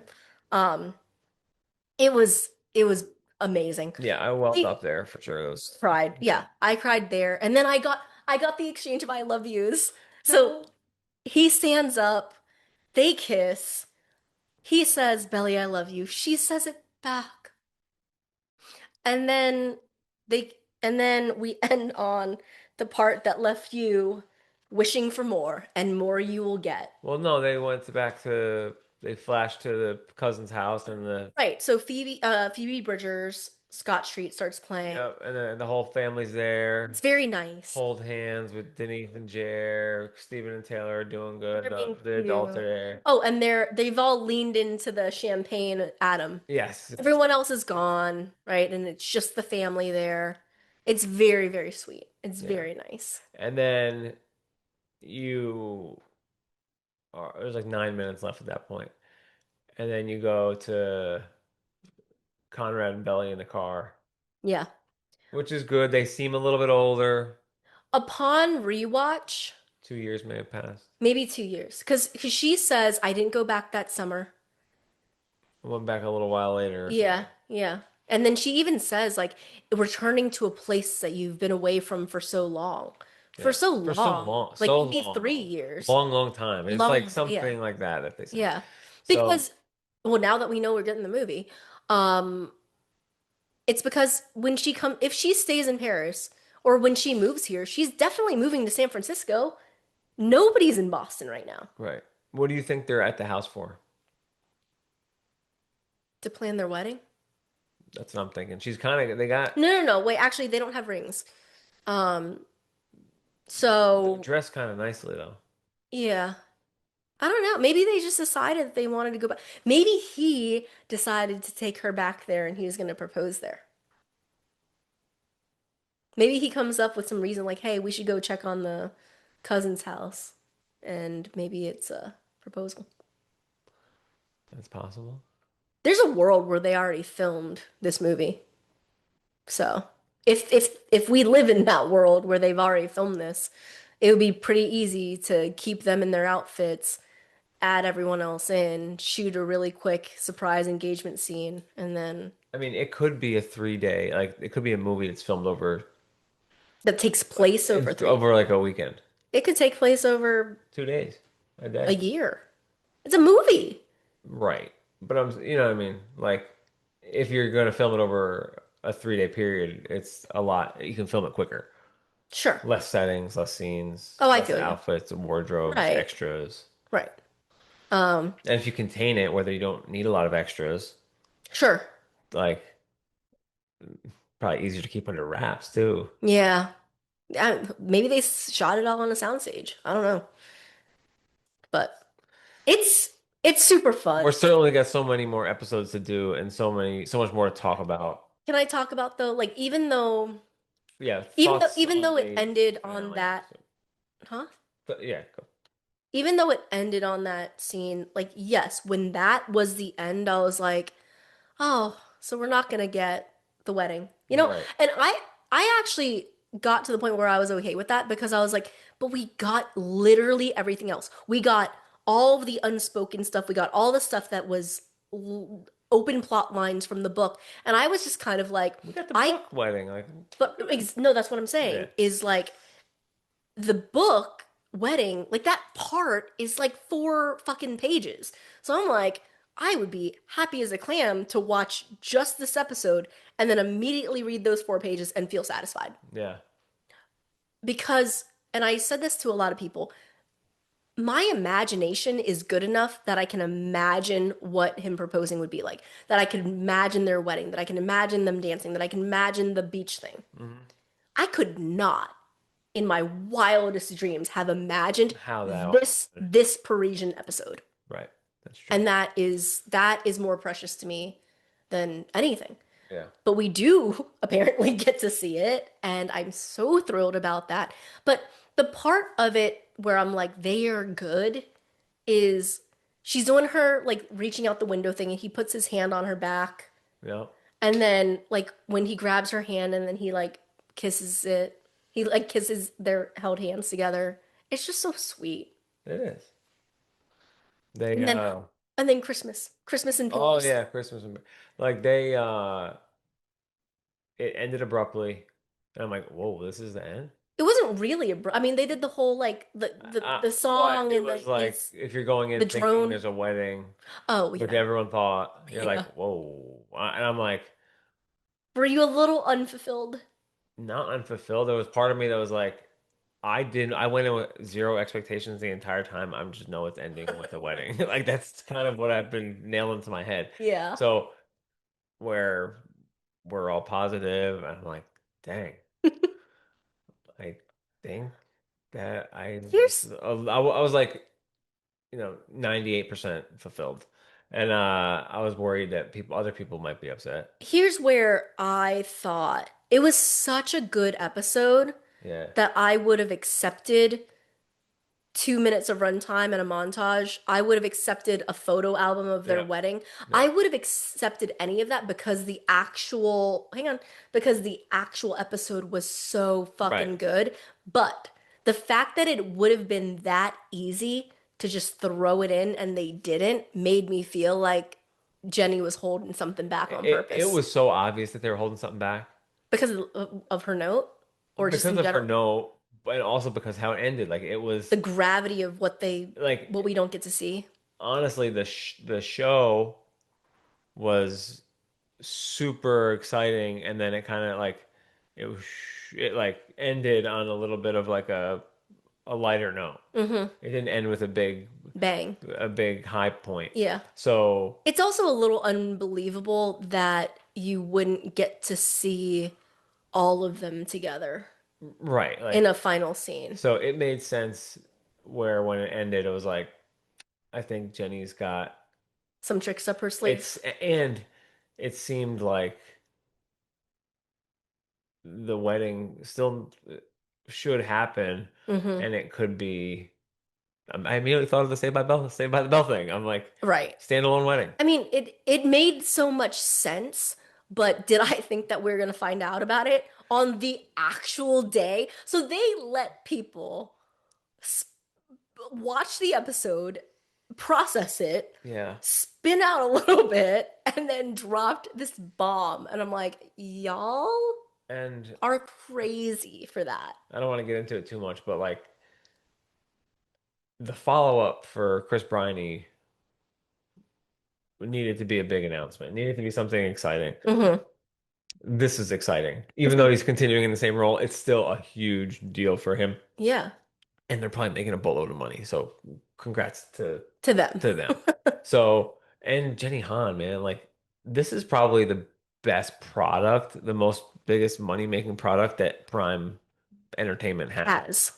Yeah. So like, If there's more story left to tell, which we know there is because she's written it before, yeah, and she has a vision for it, and the audience is like fucking craving it, it's gonna be it could be the Somewhere I Turned Pretty movie and spin-off down the I road. bruh, I am so excited. I am so excited. Um, Our it's amazing move. It's a yeah, big swing. I mean, obviously everybody here knows I love this show and I'm ride or die for this show.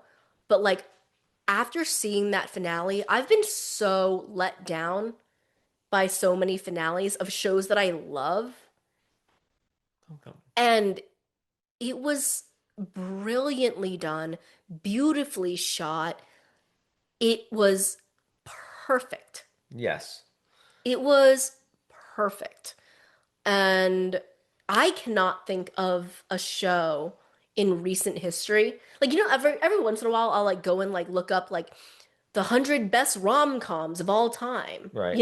Like it is going to be very, very hard, especially with the zeitgeist of this season, especially and social media and all of that. Like this, I do think that when we have kids, there's a slight fear of naming our child Conrad and like him growing up and knowing where it came from because the show Facts. is that big.